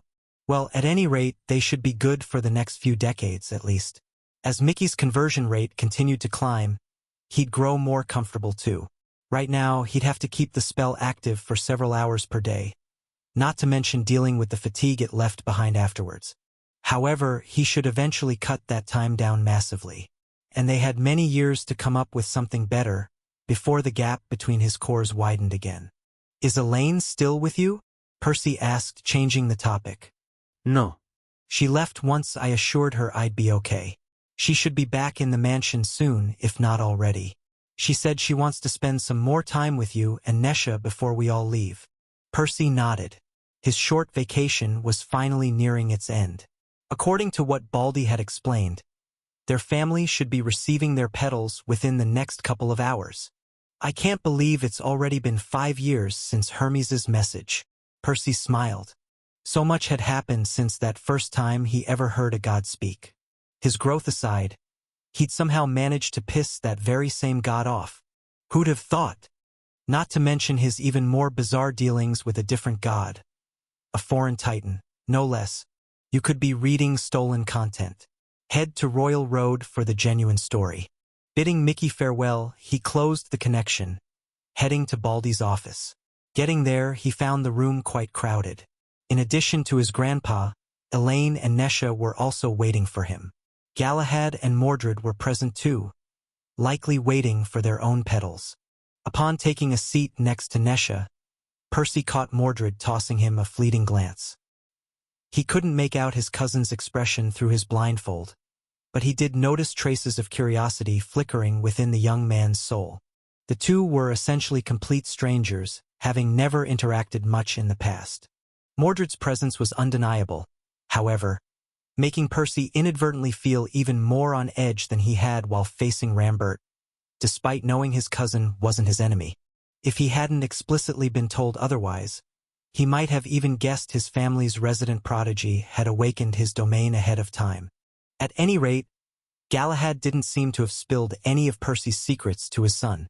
Annoyingly, it did mean Percy had to keep the blindfold on during the meeting though. Ahem. Now that we're all here, I should explain what's about to happen, Archibald said, drawing everyone's attention. Nobody else spoke, waiting for him to continue. Every noble house was contacted by the Divine Root a few weeks after Hermes's first message.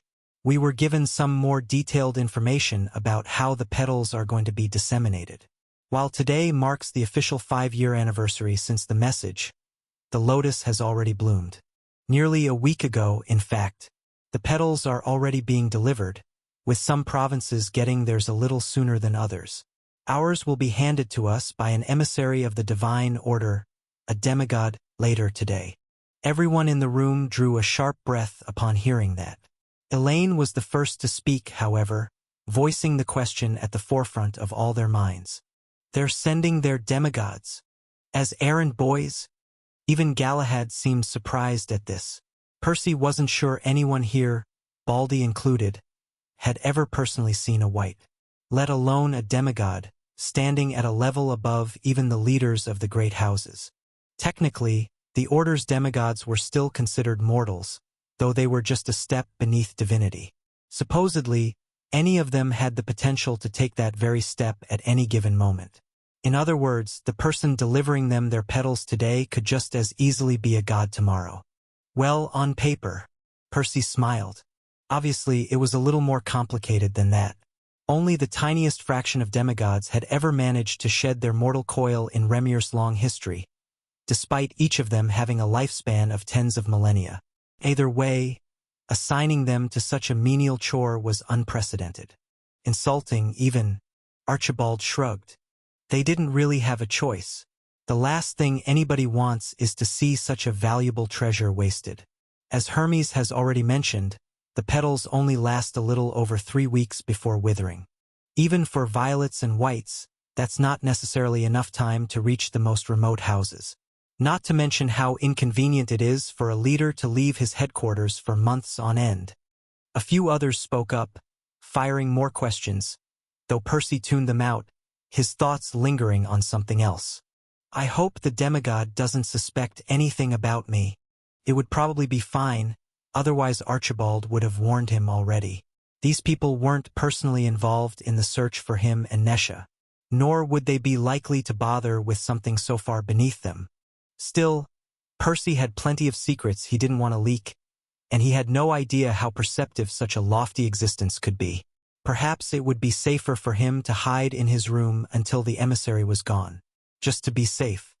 I'm more surprised the gods haven't decided to withhold the petals from everyone.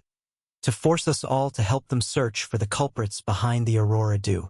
Mordred said, completely oblivious to the fact that those very culprits were sitting right next to him. What would be the point in that? Galahad asked back. The overwhelming majority of mortals would already gladly hand them over to the Order if they could. Besides, Hermes has already given us his word about the lotus. Going back on it would only tarnish his reputation. Mordred was about to reply, when somebody knocked on the door. Father, there is a high-profile visitor waiting in the main hall. He wishes to speak to you, Uncle Gareth said. Everyone in the room exchanged glances with one another. The demigod had arrived a little sooner than they were expecting. Is his grace here for the petals? Baldy asked as he hurriedly stood up, walking towards the door. Gareth's next words caught everyone by surprise, however. His grace? Sure, he's from the divine root all right, but why are you being so respectful towards him? He's just a kid at Green. I think he said his name was Jason. Nesha grabbed Percy's hand, clenching it tightly. It trembled, betraying her inner turmoil. At the same time, several pairs of eyes turned towards them, as Percy felt the blood drain from his face, his very breath growing cold inside his lungs. Seriously? Now? You must be kidding me. Felt like a bad dream. Of course, he and Nesha had always known this day would come, but he'd hoped to get a few more months of freedom before their pursuers caught up to them.